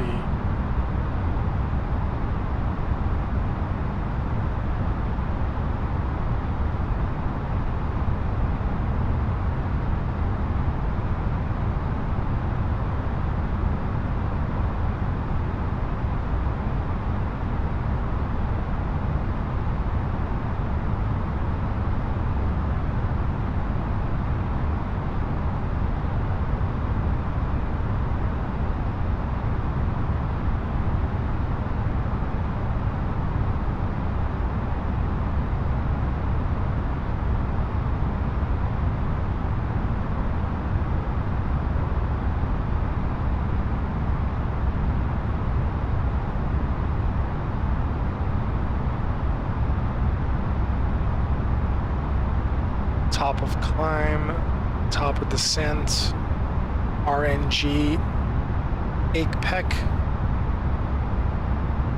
and then we should be down to, let's see here, the wind component.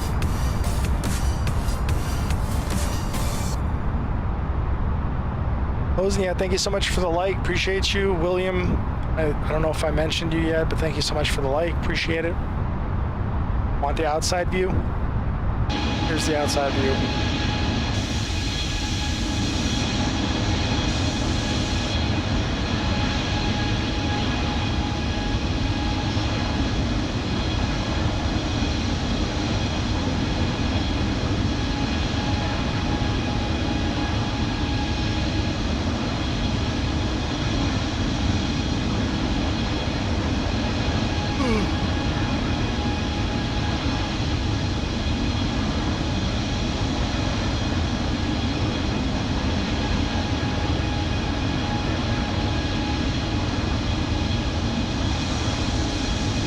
So that puts us, let me see here on the map.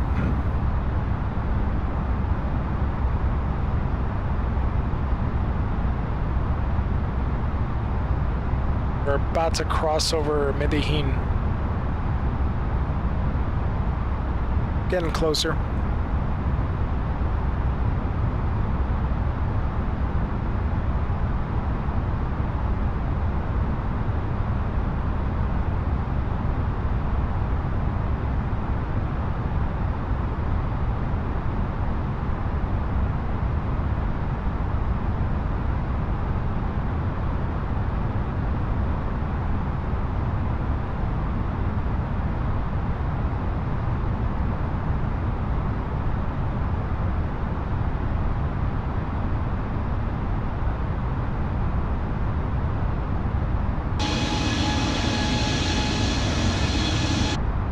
I think homeboy is in Medellin, this guy right here.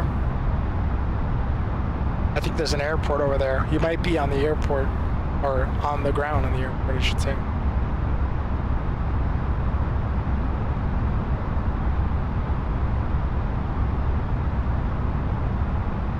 Wife time is over and all is well. The Dom 32 was vinegar. Can we get this man a decent drink over in first class, please? Just wait until I load passengers into this thing. You just wait. I'm gonna have people in the back. I'm gonna try to get the camera view so I can go in the back and take a look at people.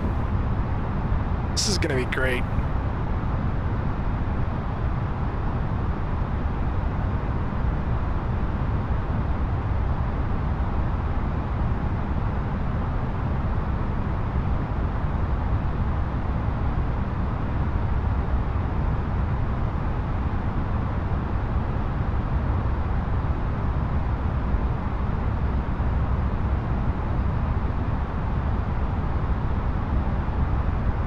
right, current wind conditions over in Pereira are 4 knots, 340, few clouds, 1,500 feet, scattered 8,000, and the altimeter's 1016, which I got plugged into the computer, and the dew point spread is only 3 degrees, so you know there's definitely some moisture in the air.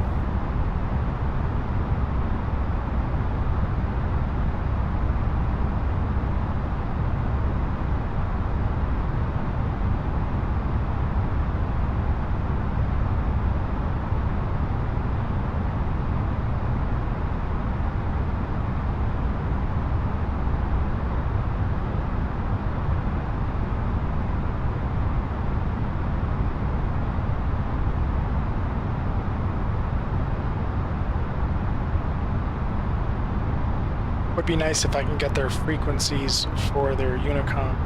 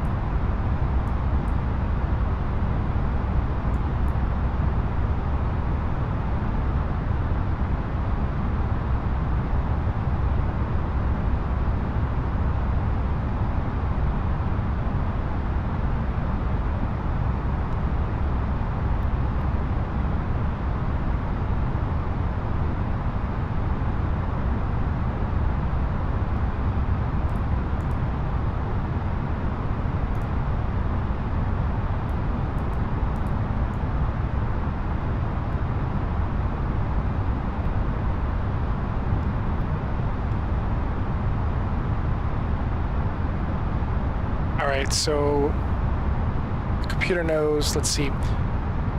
So the elevation over there is that even right? 4,379? That can't be right, because if we come down to 3,000, where was it?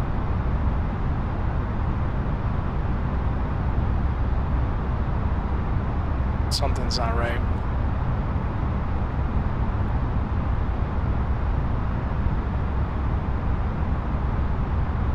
We only got, let's see, 131 miles to go. Not too bad, 130 miles.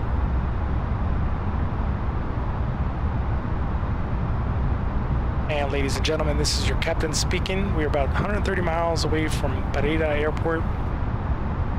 We'll be starting our descent momentarily. So now would be a perfect opportunity to go ahead and stretch your legs, use the lavatory one last time before we start our descent. I do expect some bumps on the way down, so please make sure you have those seatbelts securely fastened around your waist. We'll be back with you when we get on the ground.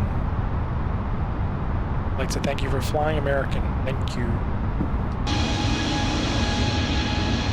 American.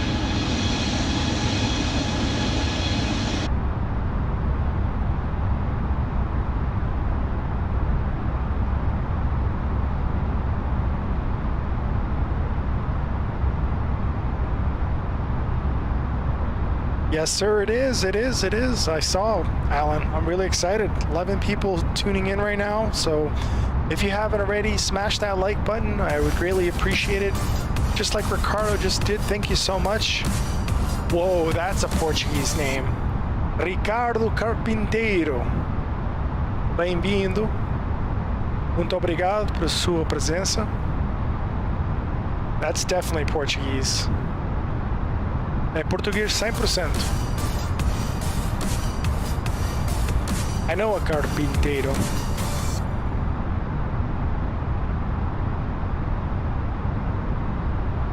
Truly appreciate you guys tuning in.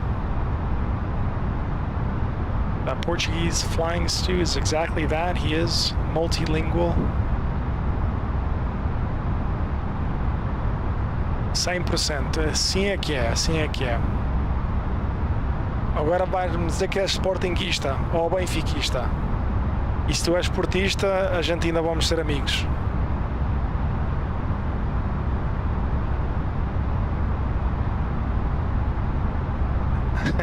Try Aljamar Hovi. Bumps. Follower count tonight. We're looking good. We're looking good. I really like this this exposure. It's really nice. SLB, SLB, SLB, SLB. Filhos da. Nah, I can't say I'm a benfiquista, man. I'm sorry. I have to be a portista for the rest of my life. Grandma was a portista. Minha vozinha era portista. Vila Nova de Gaia. E eu ainda sou primos com o Victor Bahia. Assim é que é. Tem que ser. Mas este ano não há nada para ninguém. Não há nada para o Benfica. E nem nada para o Porto. Vai ser tudo para o Sporting. Isso é que é triste. Mas isso é a vida, não é?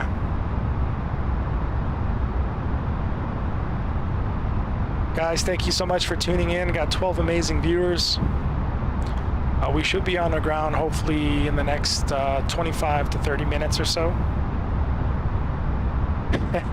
Chelsea's gonna beat Porto down. Yo, we took out Juventus, bro. I mean, what more do you want me to do? What more do you want me to say? No? That's the way it is. That's the way the ball is. My dad always said, a bola é redonda. You know what that means, a bola é redonda? Anybody at any time can beat anybody. I should have took those odds though and put a bet on the game. And we're turning, folks. We're turning.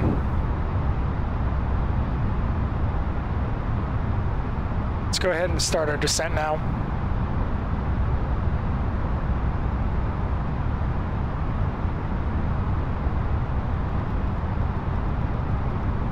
Gonna drop down 21,000 feet.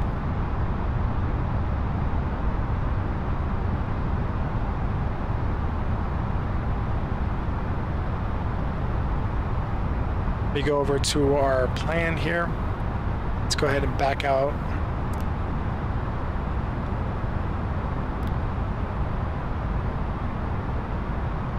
Our airport is here. Little star next to it. So we're gonna go ahead and start descending, and then we're also gonna start losing some of that airspeed, but we're descending pretty fast, so we'll be at 21,000 in no time.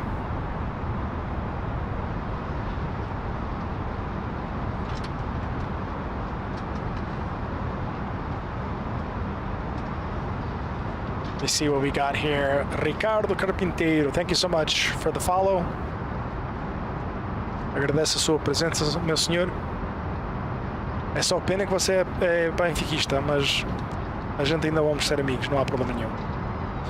It means that the ball's round and Juventus is trash. Yeah.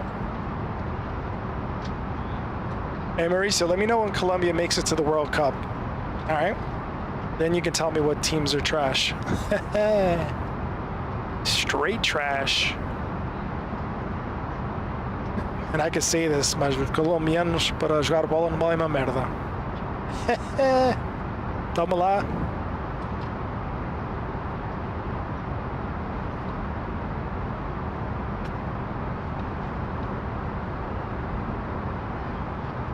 So hidden behind these mountains somewhere is the city of Pereira.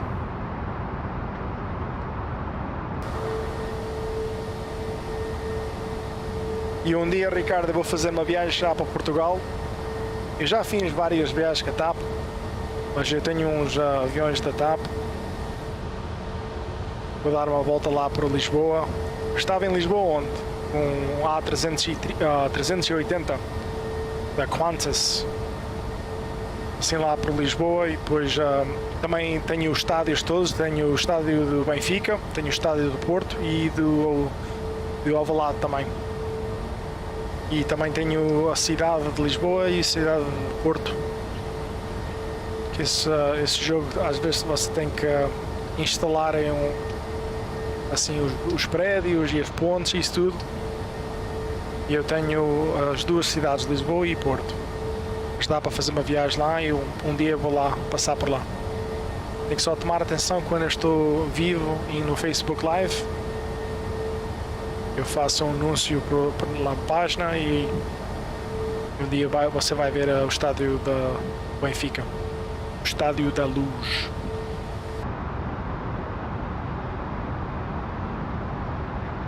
...2014, 2018... Yeah, that's straight trash. How'd they make out, though? Did they even make it through the groups?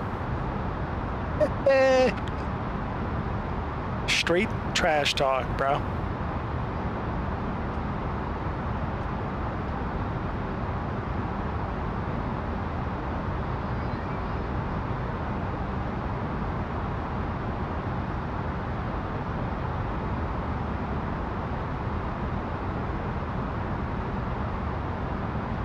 Right now we're dropping at this 2.9 represents 2,900 feet per minute.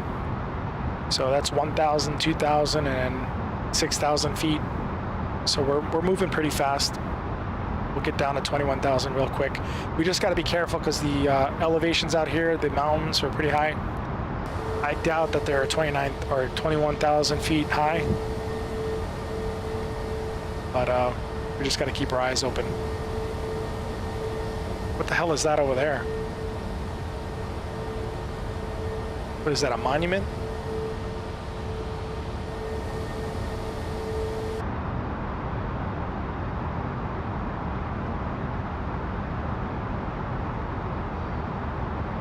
We do have to try and do some flights together. Oh, you fly too? Oh, nice. Do you have a page? Mountains are coming up fast, Alan says. Yeah, you can add me on Microsoft Flight Sim. It's P-O-R-T. It's Port, P-O-R-T, and then Flying Stew. I couldn't put, I think it was only like 12 or 13 characters, so I had to shorten it. So P-O-R-T, Flying Stew, S-T-E-W. And I don't think it matters, but just capitalize the P, the F, and the S. So PFS has to be capitalized, and then don't search for it, just send the request, because a lot of people have been trying to search for the name and they can't find the name. And just send the request and I'll get it and then I'll approve it. And then whenever you're live, or if, I don't know if you do live, but if you just fly, we could do flights together, no big deal. Oi, Bruno. Let's say ossos, português. Não entendi lá falar. You sure you didn't mean to say você é português? I think you need to fix your phone, bro. And by the way, if anybody doesn't know, Mauricio is a good friend of mine, so we trash talk all the time. Just FYI. I don't want anybody to think that I'm being mean to Mauricio, even though he deserves it most of the time. All right, we're at 21,000. We're gonna stick it here. As soon as we clear those mountains right there, then we'll descend a little bit more. Actually, let's live a little dangerously. Let's go down to 17,000. Now we're pushing our luck.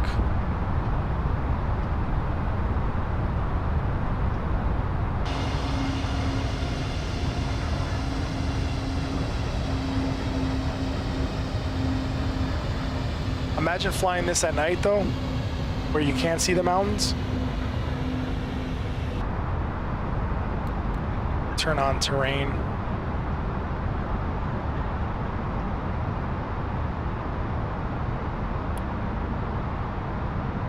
Our wind shear as well.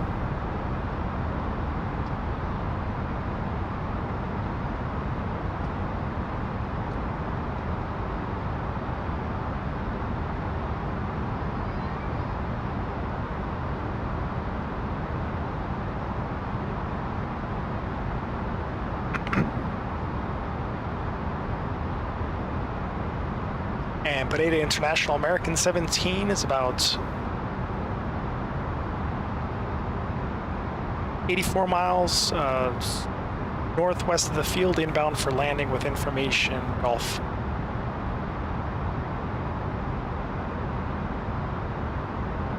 There's no air traffic controller on, but we'll just announce ourselves on the frequency and in case anybody's flying in that area.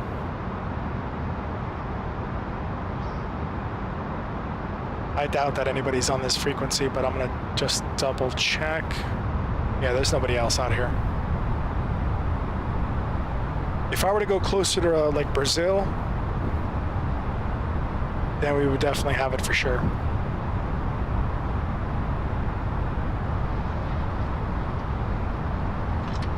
Hey Ricardo, see if you like this one. Senhoras e senhores passageiros, vamos agora demonstrar as medidas de segurança a bordo do avião. Pedimos a vossa atenção para a demonstração realizada pela tripulação. Em primeiro lugar, mostramos como apertar e desapertar o cinto de segurança. Em caso de perda de pressão na cabine, as máscaras de oxigênio cairão automaticamente nos compartimentos superiores. Se isso acontecer, puxe uma das máscaras para si e ajuste-a sobre o seu nariz e boca. De seguida, ajude as crianças que viajam consigo. O colete salva-vidas encontra-se por baixo do seu assento. Pretty badass, right? I know.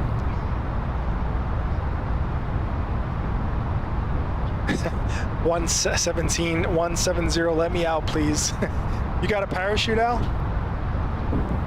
You can do a jump off 17,000. Temperature's good. 2014 Colombia went further than Portugal. Is that what all you got? Is 2014? Is that all you got?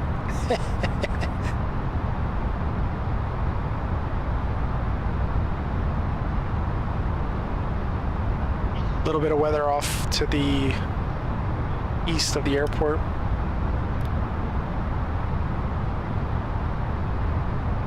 Looks like we're gonna turn right into our runway here. As a matter of fact, let me start slowing down now because I don't want to get caught. I don't want to get caught with my pants down.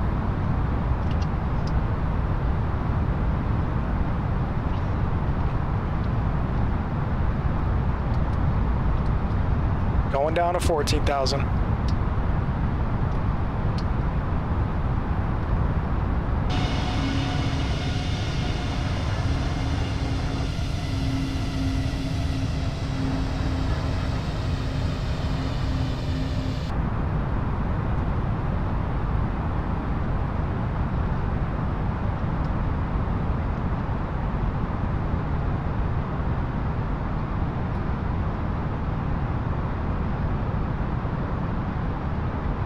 If you notice, if you're at a high speed, you're not going to descend fast. So you got to bring the speed back. That's what the speed brake's for. You want to bring your speed back as low as you can to get this rated descent to increase a little bit. You don't want to go too crazy, but 250 sounds about right. As a matter of fact, let me go ahead and see if we can adjust this. Yeah, it's at 243, so it should maintain 243.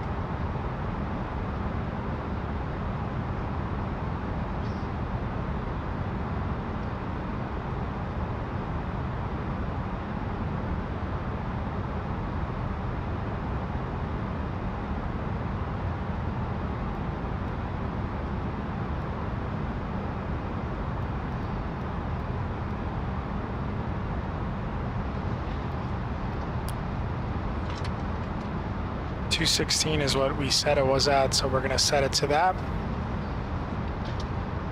You'll notice our rated descent is starting to go faster.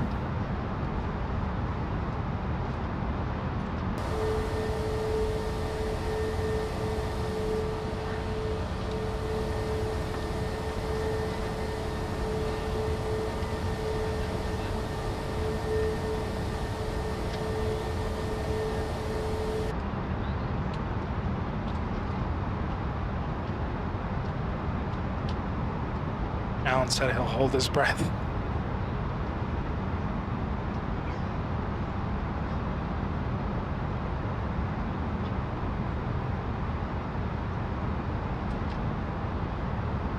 By the time we get to Dun B, we should be at like our transition altitude. I'm gonna shoot for 5,000. I forgot what the airport elevation is here, so it's always important to make sure you know that information.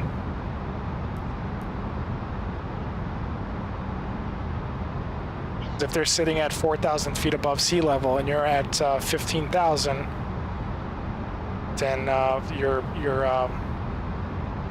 ILS is going to be like 3,000 feet above that, so you got to be very careful.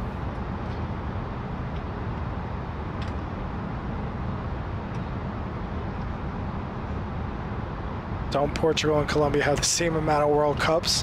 What World Cups, bro? Ain't nobody got no World Cups. That's why I told you I hope that this sucker can win one before he retires.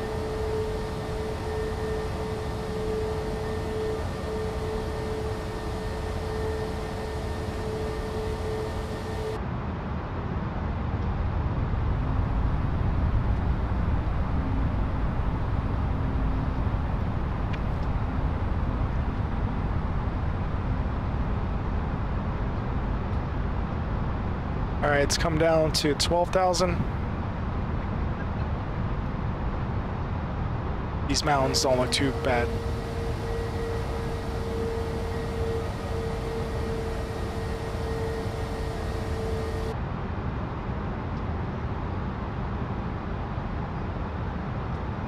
We're now, doesn't sound right.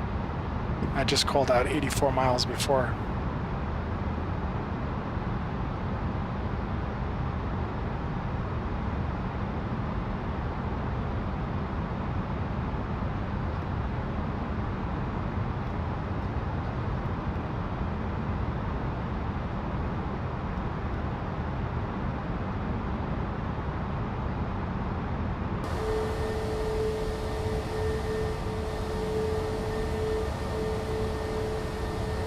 See if we see the airport from here.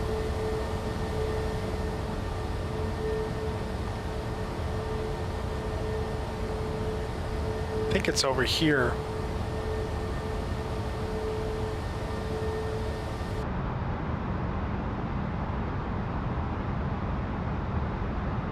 Yeah, we're coming up fast, so let me start descending even more.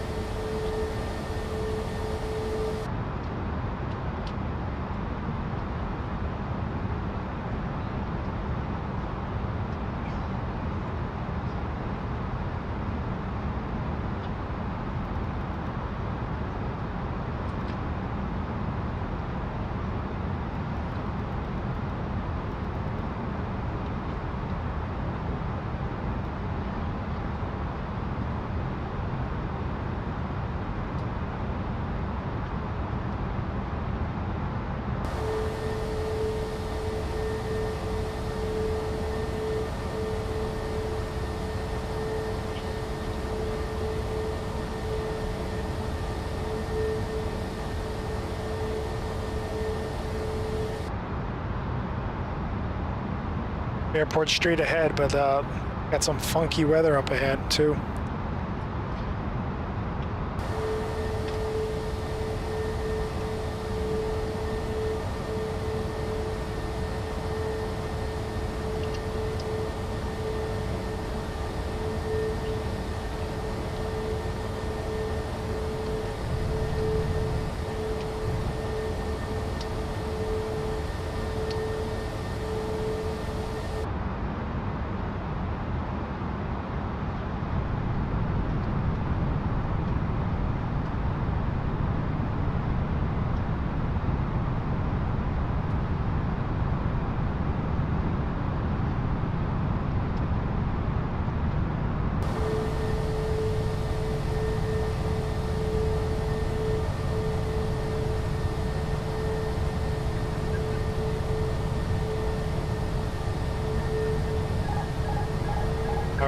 autopilot's coming off. We're just gonna manually fly this in.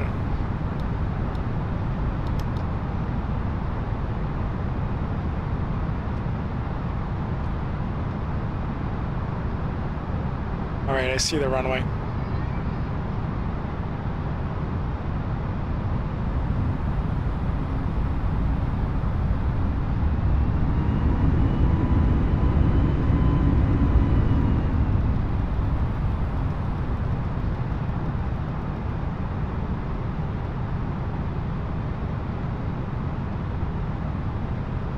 Alright, going full flaps.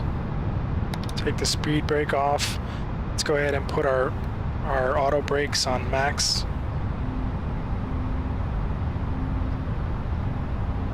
Let's turn off our weather radar. We don't need that right now.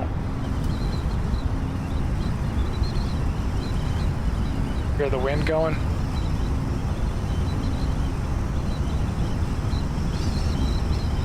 Landing gear is coming down. Come on.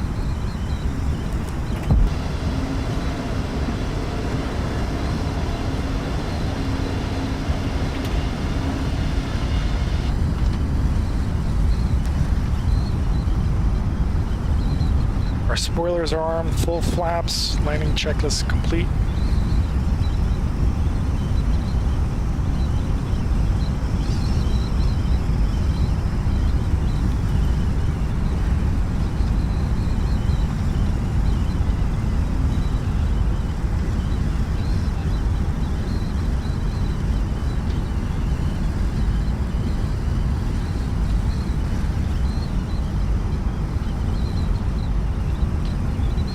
Now this is live weather, so if there's any winds pushing us, we're definitely going to find out in a minute.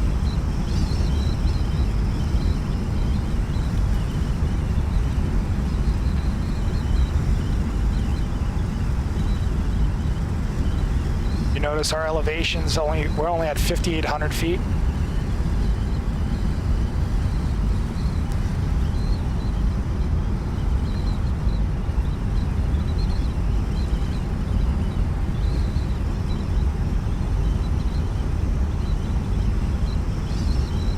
This is exactly how I remember it. Mountain to my left.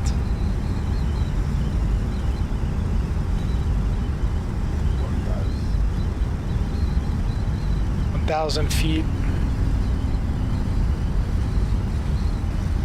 Now we're at minimums and we'll continue.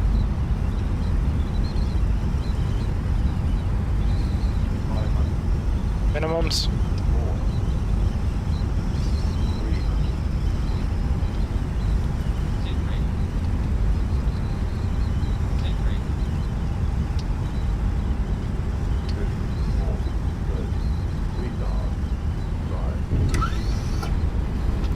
Reverse thrusts.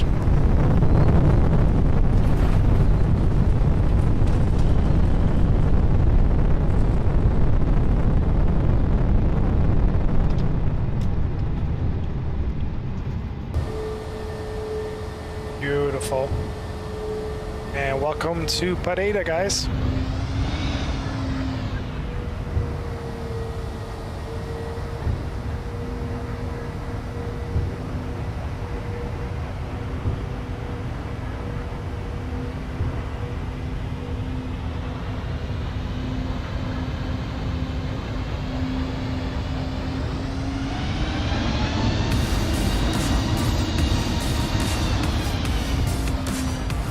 Go ahead and clean up our aircraft real quick.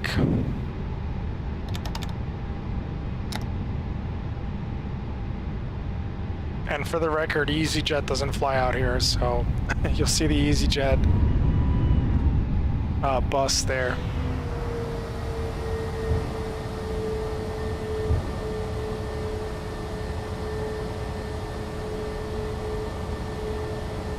That car is definitely in the way. Who puts a car there? Like, seriously? I'm just gonna run him over. Sorry, bro. I didn't tell you to go there.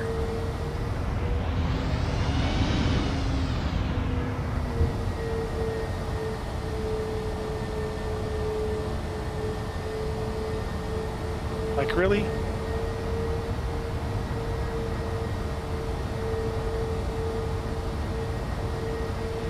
Let's see where we're at. Yeah, that should be good. Park and brake on. Let's go ahead and we didn't start our APU, but we can go on ground power anyway.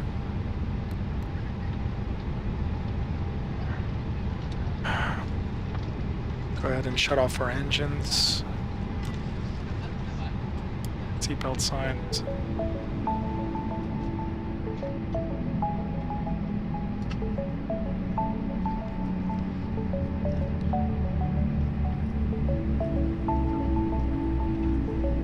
All over our tower, or our jet bridge, I should say.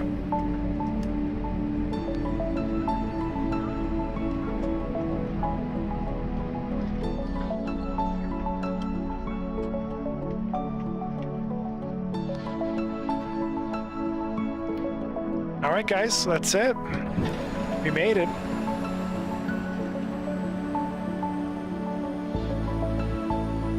Welcome to the beautiful city of Pereira.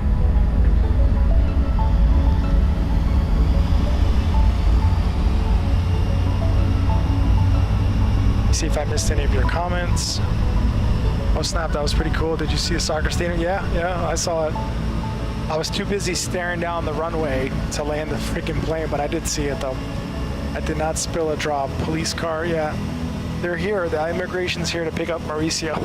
Mauricio, get off the plane, bro. Your drug lord wants to talk to you for a second. Good music to end the great flight. Thanks. Yeah, this is the boarding or deplaning music. So we're getting catered up, and the next pilot, next crew will take her out. That's not going to be me though, because that's another 3 hours flying back. We've been on for 3 hours and 48 minutes. Thank you so much for everybody that tuned in. Eddie Webb, thank you so much for the like. I appreciate you. And yeah, consider giving me a follow if you enjoy the content, if you enjoyed that landing. I mean, I thought that was a pretty badass landing, but I thought I was a little too high, but maybe it's a tad too fast, but we got it done though. Every landing doesn't need to be perfect. You just need to get on the ground and not cause any damage or hurt anybody. So that's the main goal. I truly appreciate you guys tuning in tonight, as always. Thank you so much. I'm going to leave you with the final, or the video that I started off the stream with. I know I played it in the middle, in the beginning, and I'll play it again at the end. This was a video that I shot with my buddy Mauricio, who's in the chat. And we took a tour. I came in, I flew into this airport, this exact plane on American Airlines, and this airport is extremely small. You can literally, as soon as you clear customs, you walk out and boom, you're outside the airport. It's so tiny. Still a great airport, great people that work there. Everybody was really nice to me, even immigrations and customs. Mauricio did ask me to smuggle something into the country. Unfortunately, I declined because I didn't want to be hauled away and rot in a Colombian prison for the rest of my life. Just kidding. Yeah, so again, I really hope you guys enjoy this video, and I will be the lighter skin guy. Mauricio will be the darker skin guy, since he is Colombian. My complexion is a little on the pale side, so yeah, enjoy the video, guys, and thank you so much for tuning in. I will catch you guys another day, and thank you so much. I appreciate you guys, and have a great night.